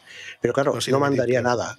Entonces sí, emitiría señal, pero su propio estado de la temperatura a la que está, y poco más, que tengo los circuitos encendidos, pero no diría nada.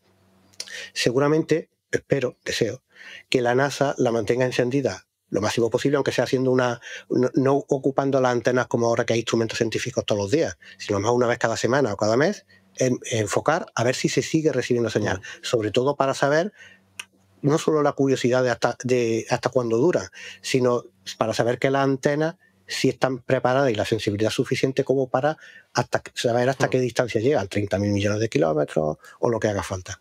Y entonces, pues en principio podríamos tener, si estamos en el 2025, recibiendo ciencia, que ya te digo, cada día las sondas están a unos 20.000 millones de kilómetros y cada día recorren 1,5 millones de kilómetros diarios, 1,5 millones, de un espacio que nadie jamás ha estado nunca ni se ha explorado, con lo cual cada día que pasa lo que manda es oro puro, porque es un sitio donde ninguna sonda ha estado y además ninguna más va a estar. La New Horizons, que fue la que exploró Plutón hace 10 años, todavía les quedan otros 15 o 20 para llegar a salir de la heliosfera, con lo cual en décadas no vamos a tener una información tan valiosa y si mandamos otra sonda van a tardar otros 30 o 40 años en llegar, con lo cual hay que apurarla al máximo.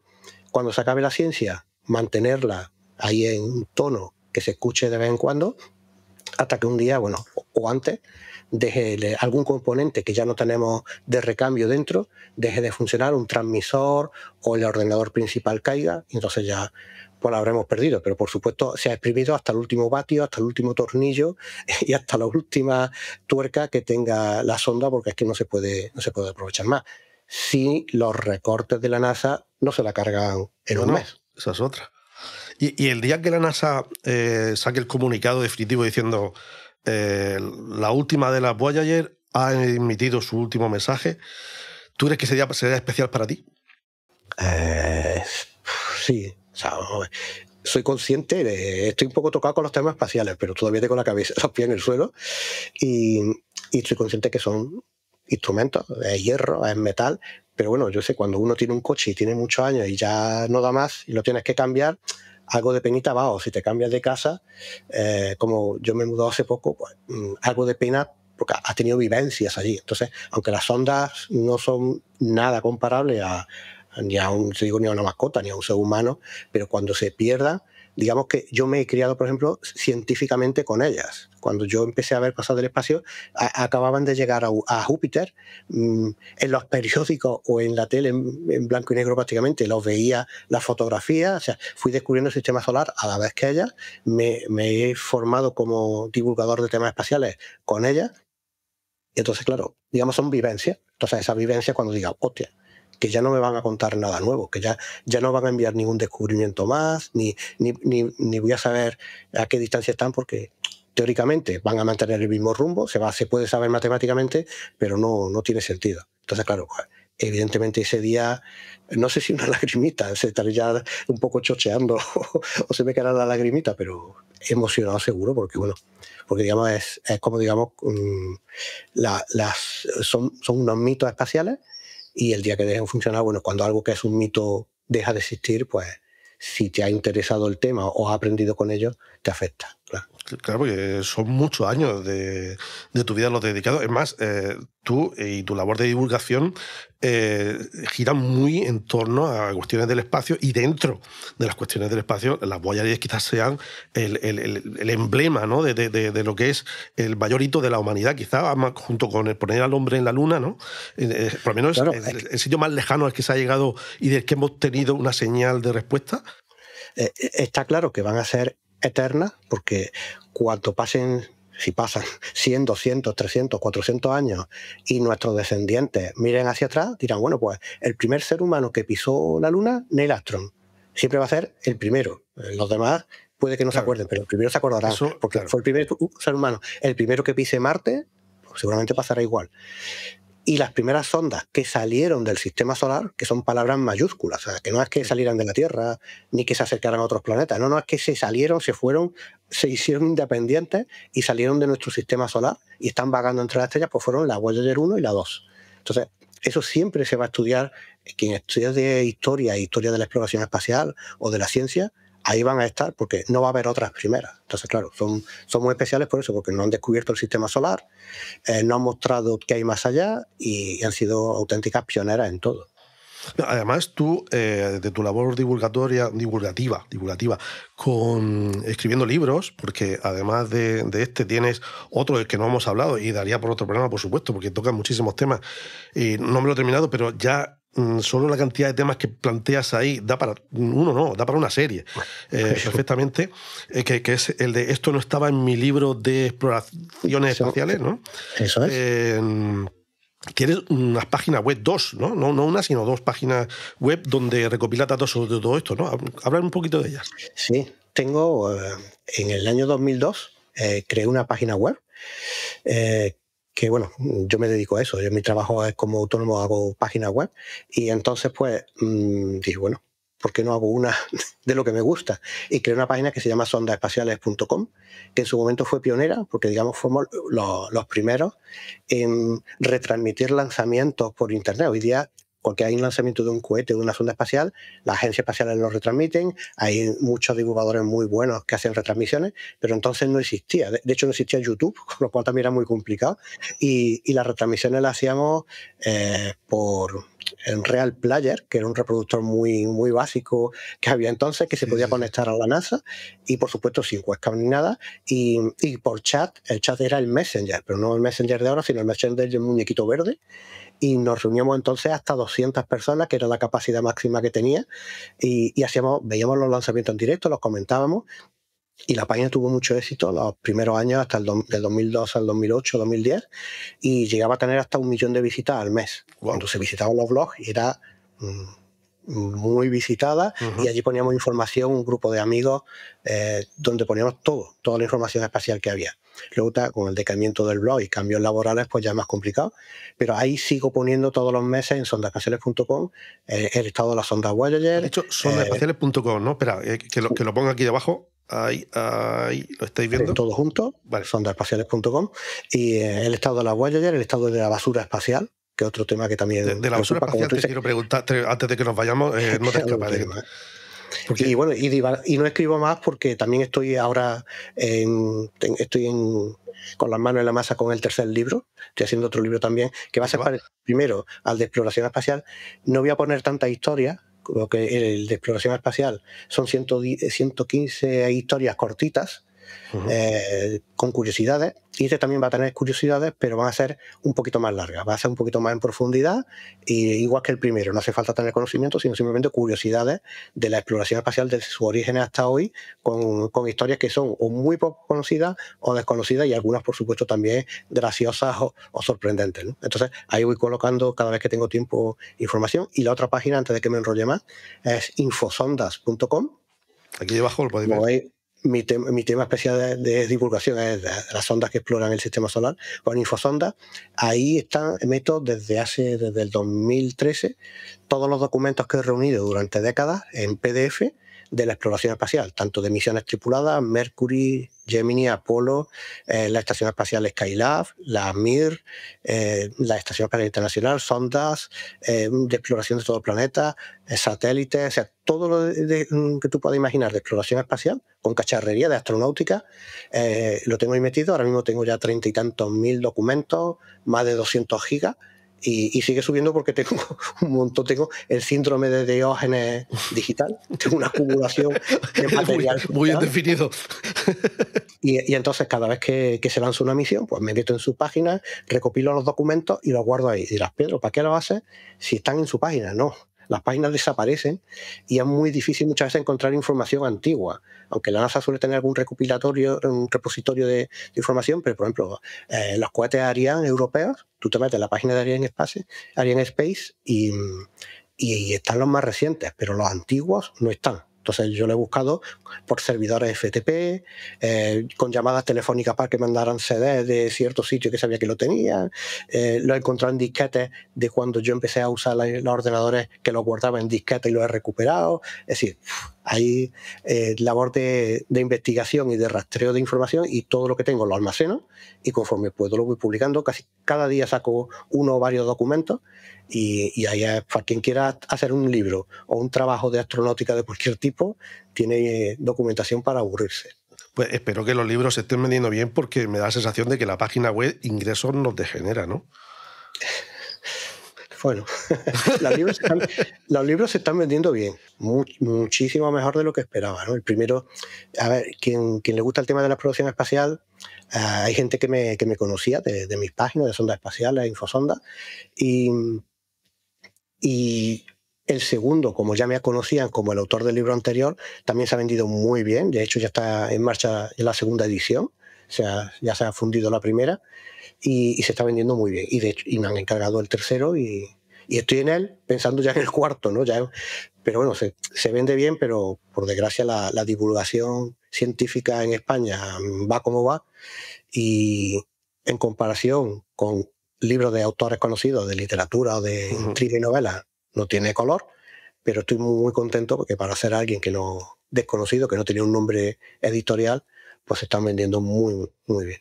Que bien está que alguien que le dedica todo el tiempo que le dedica a esto recupere al menos algo del esfuerzo que... No para comer ni de lejos, pero bueno, por lo menos dice, mira, con esto por lo menos el tiempo, por ejemplo, el libro de la sonda Voyager me ha costado 7 años. 7 años de recuperar documentos, de leer. Sí. Por ahí también tengo la estantería, casi media estantería de arriba, son libros que no existían en España, entonces he estado buscando tanto por Amazon como por eBay, y me he traído libros de todos los que existían, de todos los que he encontrado.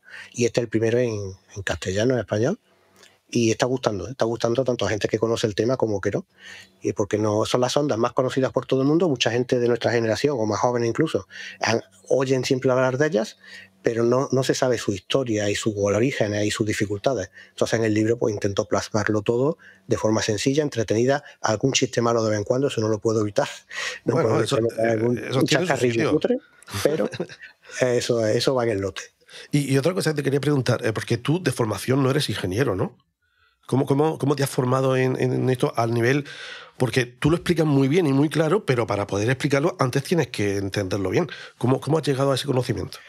Claro, bueno, yo hice lo que había en nuestra época, ¿no? El bachillerato y el COU, con lo cual me dio una base para la ciencia y la física aceptable, ¿no? Que luego te puedes coger algún libro para leerlo, y yo hice el bachillerato de ciencia, la física me gustaba mucho, la matemática no tanto, ahí es culpa mía, pero bueno, como van tan ligadas, mi actitud hacia la física fueron más centradas a la física y más o menos me defendía.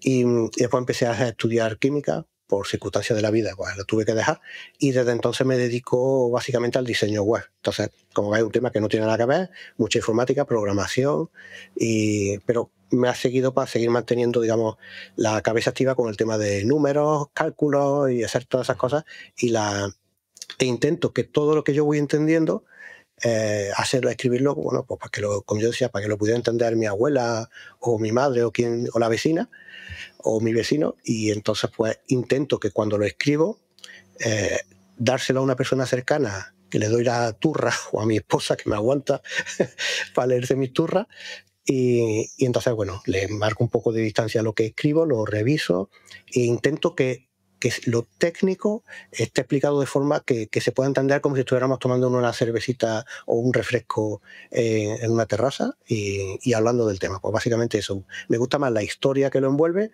que luego hay que dar también, evidentemente, la parte técnica, pero también la parte técnica, bueno, por qué se usa este tipo de instrumentos, cómo son las comunicaciones complicadas y todo su tema que sea lo más asequible posible.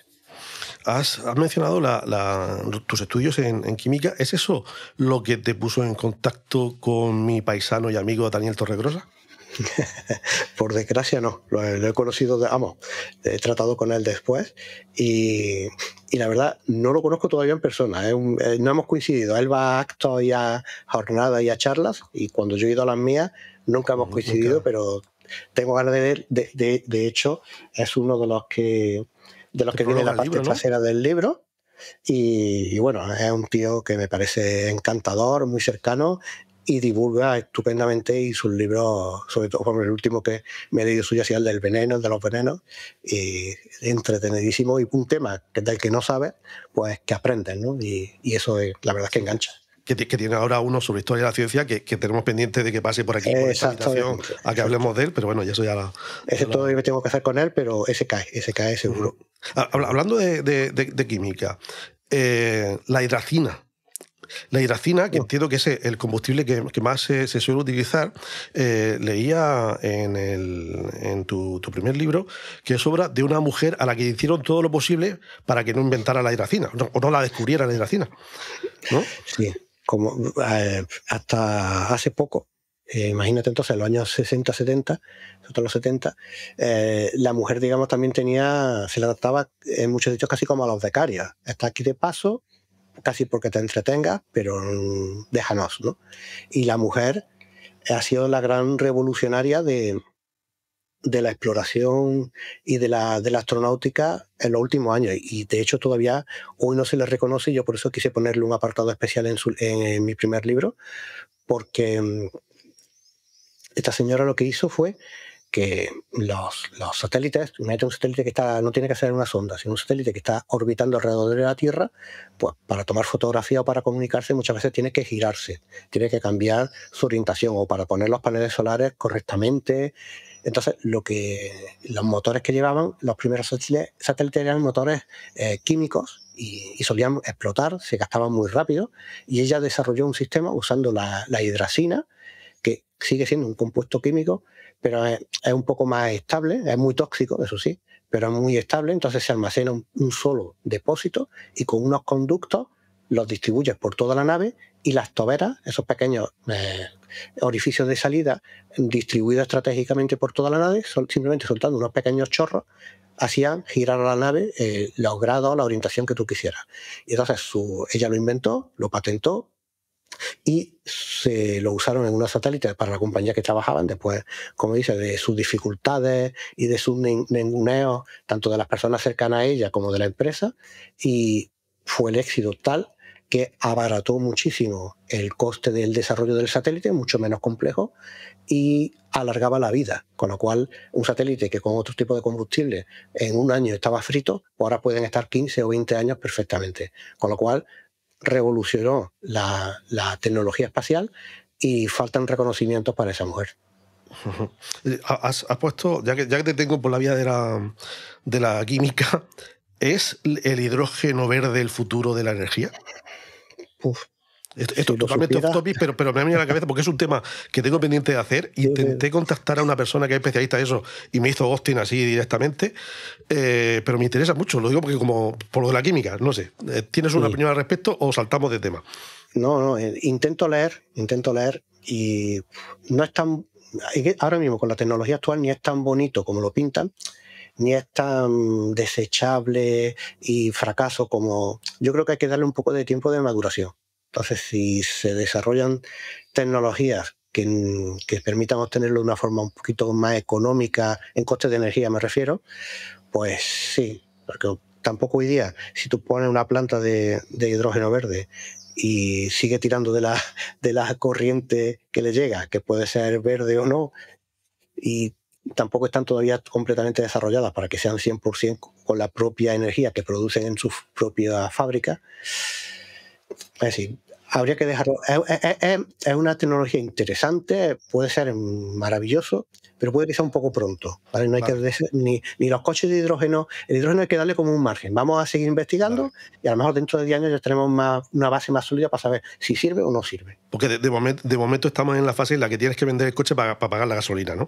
Claro. Es complicado, ¿no? Y bueno, antes de ir cerrando ya casi, y ayer mientras paseaba a mis perros, que es cuando la cabeza me bulla más, estaba acordándome de algo que había leído en tu libro. Esto no estaba en mi libro de exploraciones espaciales. La basura espacial. Porque si entendí bien lo que venías a decir, tú lo dejas ahí votando y ya la reflexión llega sola. Y es que si el cambio climático que estamos provocando no nos mata antes, desde luego nos quedaremos sin saber de las Voyager, no solo porque dejen de emitir, sino porque no va a haber leches, no va a haber manera de comunicarse, porque la escalada de basura espacial, cuando eso diga de imposibilitar que los satélites y todo eso funcione, porque es cuestión de años y pocos años, ¿no? El que sea imposible manejarse con los satélites, porque no va a haber quien mande un satélite porque está todo lleno de basura espacial. Porque dices, sí, son trocitos pequeños, pero van a 15 kilómetros por segundo, una bala, que es así de pequeña igual, va más despacio, ¿no? No sé, me parece un disparate tan... Sí, yo la mayor parte de las charlas que doy o artículos que escribas de basura espacial. Y es un tema que en cuanto lees o te informas, te preocupa. Sí, sí, eso me pasó. Yo iba diciendo, pero ¿cómo es posible? ¿Cómo es posible? Estamos locos.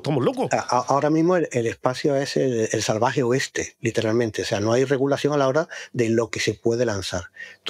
Hay recomendaciones de lo que hay que hacer una vez que el satélite ha terminado su vida útil, vaciar sus tanques de combustible para que no explote, desconectar las baterías, intentar desorbitarlo. Pero claro, si ha subido un satélite a una altura, si está cerca de la Tierra, a lo mejor con un pequeño impulso de que le reserve un poco de combustible para el final, lo bajas, pero si está muy alto, el combustible que tienes que llevar para bajarlo a su vida útil casi que no te compensa económicamente haber lanzado un satélite. Perdón. Con lo cual, la basura espacial durante décadas se ha ignorado, al igual que el cambio climático, son dos problemas muy similares, y ahora se le está viendo las orejas al lobo, cuando a lo mejor es un poquito tarde. La basura espacial en los años 80 era preocupante y entonces teníamos a lo mejor 500 o 600 satélites en activo alrededor de nuestro planeta. En el año 2000 superamos la cifra de los 1000 satélites activos funcionando y hoy día ya hemos superado los 10.000 satélites, ya estamos en 11.000 y pico, casi 12.000. Con lo cual, 12.000 satélites en activo. Luego hay que contar los que ya han dejado de funcionar. Es cierto que el espacio es muy grande, que hay distintas capas, ¿no? A partir de 250 kilómetros más o menos de altura ya pueden, digamos, resistir los satélites estar un cierto tiempo. Y mientras más alto estés, va a tardar más en caer. No es lo mismo a 200 kilómetros que vas rozando con la atmósfera y te acabas cayendo, que la estación espacial, por ejemplo, está a 400 kilómetros de altura y de vez en cuando tiene que encender una nave Soyuz sus motores para subir un poco, porque van cayendo unos cuantos kilómetros, y a las tontas han bajado 20-30 kilómetros y hay que volverlo a subir.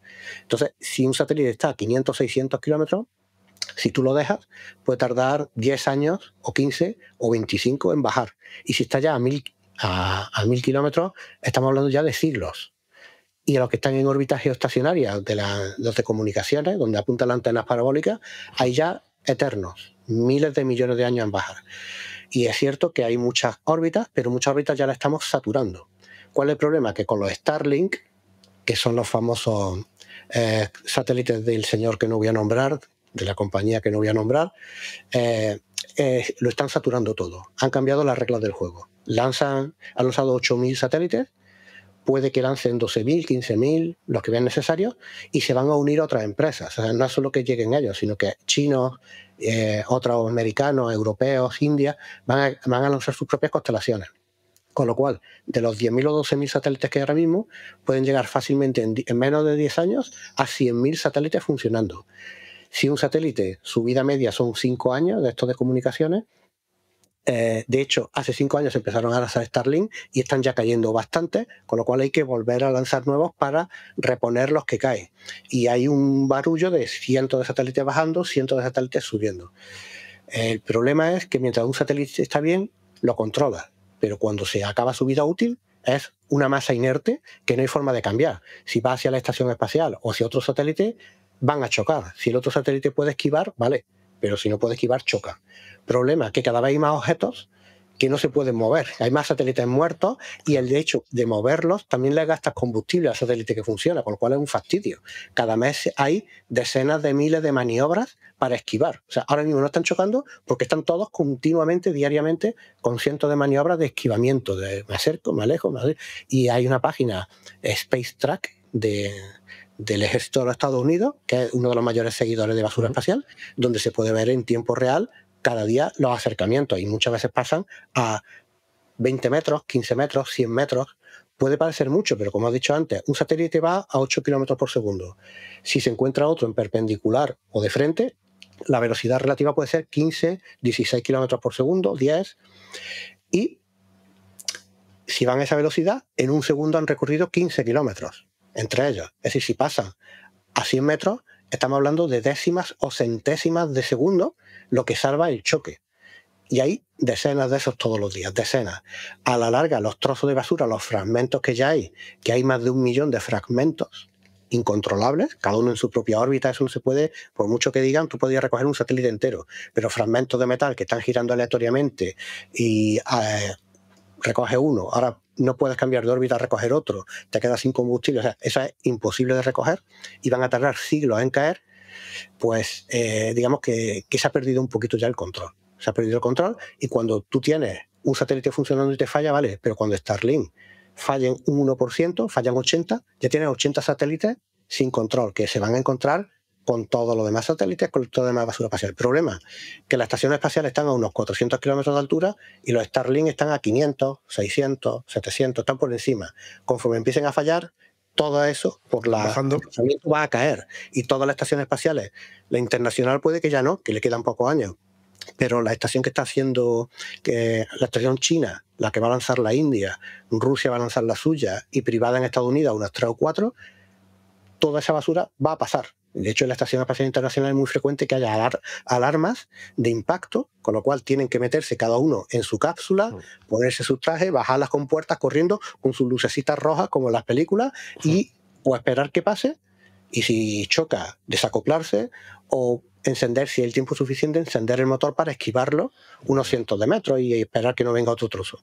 Con lo cual, es como una lotería. Eso se llama el síndrome de Kessler, que en los años también 80, 70, 80 pronosticó que llegará un momento que la saturación de la órbita haga que cuando choque un fragmento de basura con otro, crea más basura, y esa basura, no hay tanto, va a crear impactos con otros, y a su vez una bola de nieve que va a crear una escombrera global en muchas órbitas, y claro, esa órbita, los impactos, su energía hace que muchos objetos suban de órbita, con lo cual van a estar más tiempo, y otros bajen, con lo cual si un impacto es a 700 kilómetros de altura, todo lo que haya de 1000 kilómetros de altura para abajo, es decir, todo va a chocar. En la película Gravity, para quien la haya visto o quien no, empieza así, o sea, es provocado por un síndrome de Kessler, y parece ciencia ficción, se lo han tomado mucho en broma, pero las agencias espaciales están reaccionando ya, lento, mal, como el cambio climático.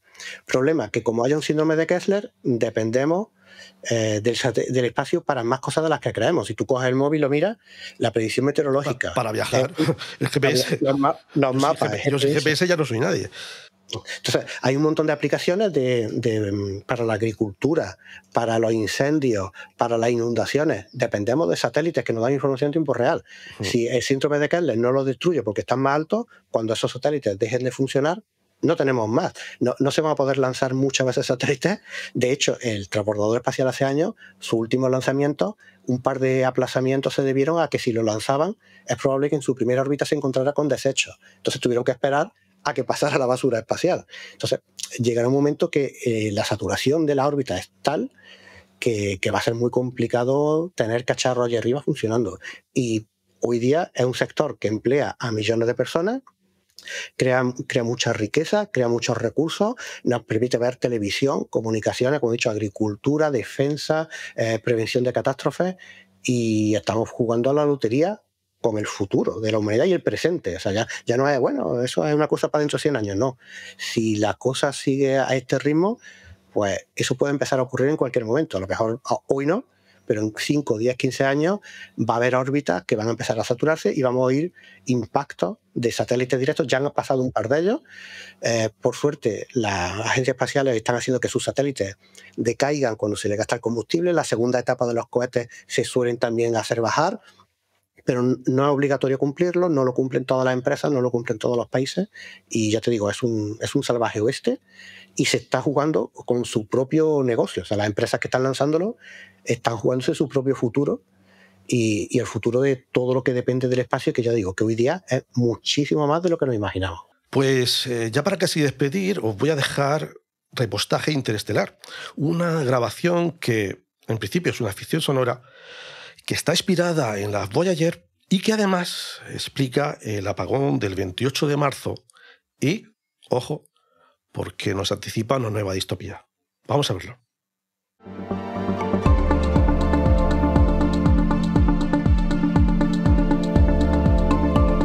Repostaje Interestelar.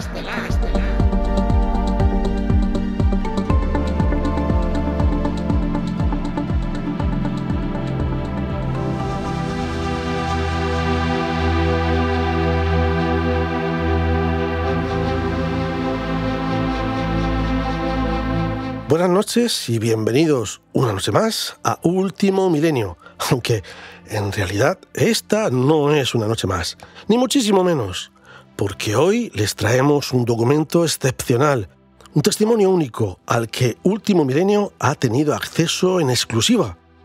Les ofrecemos hoy una grabación que nos presenta la confirmación, la respuesta definitiva a esa gran pregunta que nos hemos hecho durante tantos y tantos programas. ¿Estamos solos en el universo?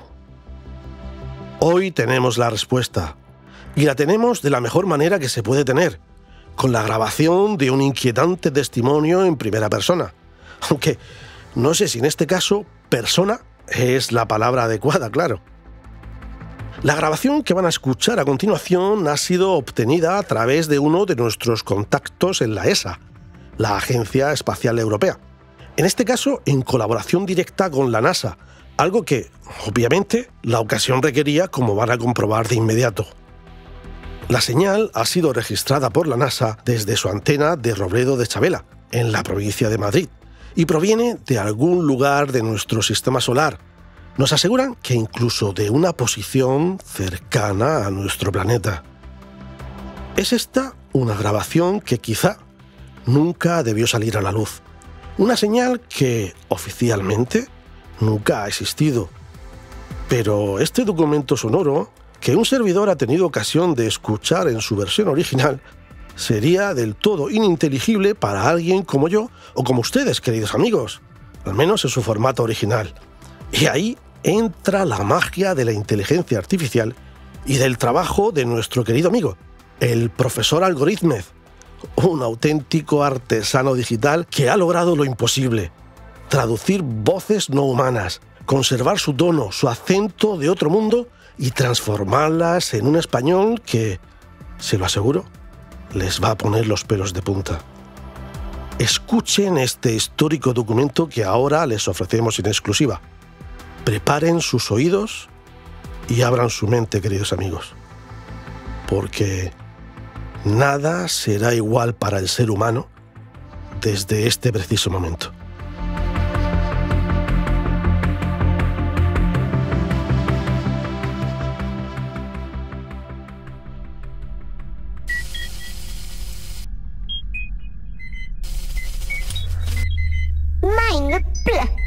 ¿Qué está ocurriendo ahí abajo?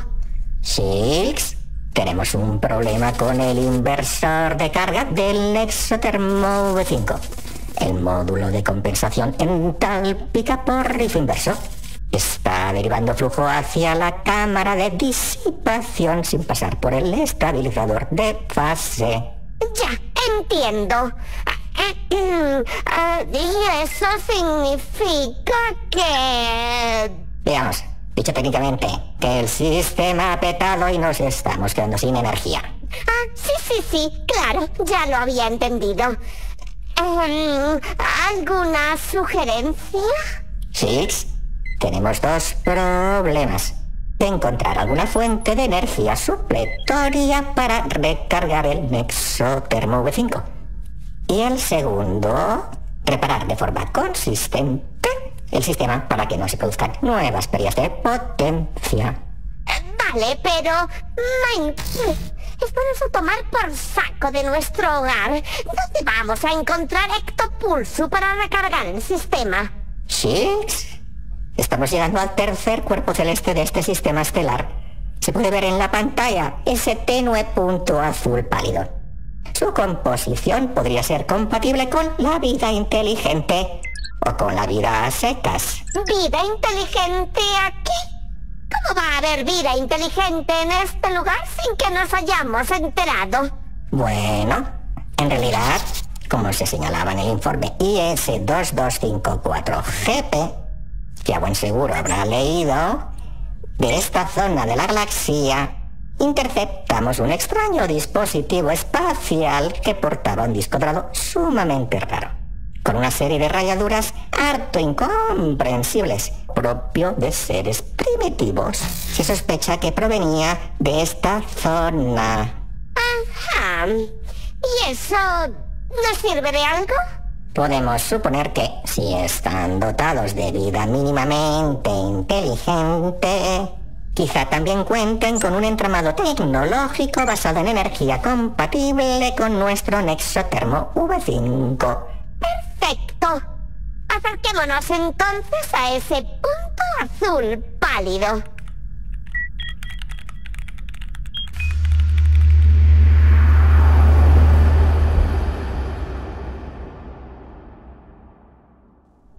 Bien, ¿qué tenemos? Six, las nuevas mediciones en proximidad indican que la tecnología de los habitantes de este cuerpo celeste usa un sistema de energía que podría ser compatible con el nuestro. Pero hasta que no hagamos una sustracción, no lo sabremos. ¿Tenemos posibilidad de hacerlo de forma rápida? Sí, bastaría con acercarnos un poco más y localizar uno de los puntos de generación o distribución de energía. La extracción duraría apenas un momento. ¿Desea priorizar una ubicación específica dentro del rango de extracción óptimo? Donde nos pille más de paso. Entonces, nos acercaremos a ese fragmento de masa continental al oeste del continente más grande, que es el que nos pilla de camino. Nuestro magnotector de infraestructura alfa ya ha localizado las mejores fuentes para la extracción, y este es un buen momento, pues esta zona acaba de alcanzar su máximo de radiación estelar dentro de su ciclo de rotación. ¿Preparados para la extracción?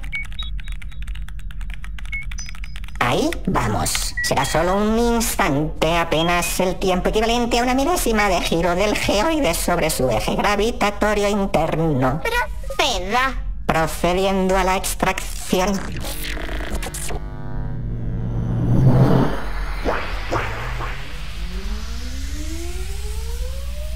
Ya está. Bien. ¿Qué? No le puedo confirmar que haya sido un fracaso la operación, pero la compatibilidad energética es solo parcial. Y además, parece que... ¡Qué extraño! Los sensores indican que en toda esa zona del geoide del sistema energético está emitiendo cero energía. No tiene sentido. Nosotros solo hemos hecho una pequeña extracción. Entonces, ¿a los de ahí abajo les ha petado algo también? Sí, podría decirse que sí. ¿Y por qué has dicho antes que tienes dudas sobre si ha sido o no un fracaso la extracción? Porque tendremos que detener la nave un tiempo para completar la reparación del sistema de alimentación del Nexo Thermo V5. Pero eso retrasará la misión y nuestras provisiones ya empiezan a escasear. Dime algo más sobre el ser dominante de este cuerpo celeste. El ser dominante del planeta es un bípedo homeotermo con alta actividad neuroeléctrica y escasa protección dérmica, con proporción variable de grasa y proteínas. Presenta inteligencia técnica, aunque no instintiva, y tiende a sabotear su propio entorno. ¿Y tú crees que ese bicho será comestible?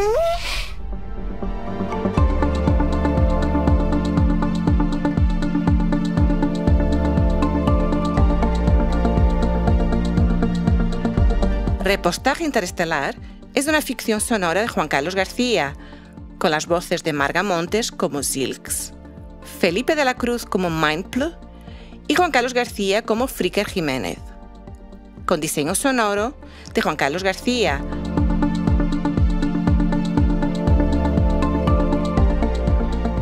Bueno, ¿tú crees que de verdad se explica aquí lo que ocurrió el 28M? De momento es la explicación más convincente que he escuchado. Porque es la única. Es la más seria y convincente. No sé si eso dice mucho a favor o en contra de lo que hemos escuchado, pero yo creo que tiene su lógica. Y además busco un poco el enlazar con lo del disco dorado de Carl Sagan, ese punto azul pálido que decía. O ha sido eso un viajero en el tiempo o alguna cosa así. Cualquiera sabe. Bueno, ya para terminar. Después de esta conversación, yo estoy empezando a pensar que mi coche a lo mejor no está tan viejo. Y tú, si fueras de la NASA y de ti dependiera y pudieras lanzar una Voyager y tuvieras la posibilidad de enviar un mensaje, o incluso si no quieres que lo enfoquemos para el espacio, sino para la sociedad, para nosotros mismos, lo que tú prefieras, ¿qué mensaje o propósito te gustaría dejar como legado y que siga durante los próximos 50 años estando ahí presente? Vale.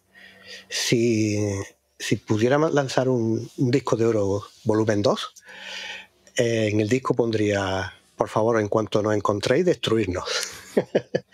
No, ya en serio, pondría, bueno, lo hicimos lo mejor que pudimos, venid a buscarnos a ver si seguimos aquí y aprendemos de vosotros. Muy bien, pues creo que es una buena forma de terminar. Pedro, muchas gracias por estar hoy aquí con nosotros en el Disfraz de Polifemo, enseñándonos un poquito de las Voyager, de temas relacionados y abriéndonos las puertas a futuros encuentros, no ya con el espacio, sino contigo mismo, cuando tengas más cosas que contar y te apetezca y puedas y tengas un rato, porque entiendo que las agendas son complicadas. No sé si antes de que saques el próximo libro o esta casa es la tuya. Perfecto, pues muchísimas gracias, Juan Carlos, por invitarme a tu casa. Me lo he pasado muy bien, muy entretenido. Una entrevista muy concienzuda y muy bien planteada. Y lo dicho, estoy dispuesto cualquier día a que echemos aquí un ratito para charlar o filosofar del espacio o de lo que surja. Muchas gracias, Pedro. Bueno, pues a mí me gustaría cerrar con un texto que aparece en el libro de Pedro, que es de Carl Sagan, el ínclito Carl Sagan, y que dice así: las Voyager nos recuerdan lo raro y valioso que es nuestro planeta, de nuestra responsabilidad de preservar la vida en la Tierra. Si somos capaces de realizar esfuerzos de alta tecnología, tan visionarios y con tantos beneficios a largo plazo como las Voyager, ¿cómo no vamos a poder usar nuestra tecnología y visión a largo plazo para arreglar nuestro planeta? Que así sea. Buenos días, buenas tardes y buenas noches. Que haré si yo aparezco con diamantes en los dedos?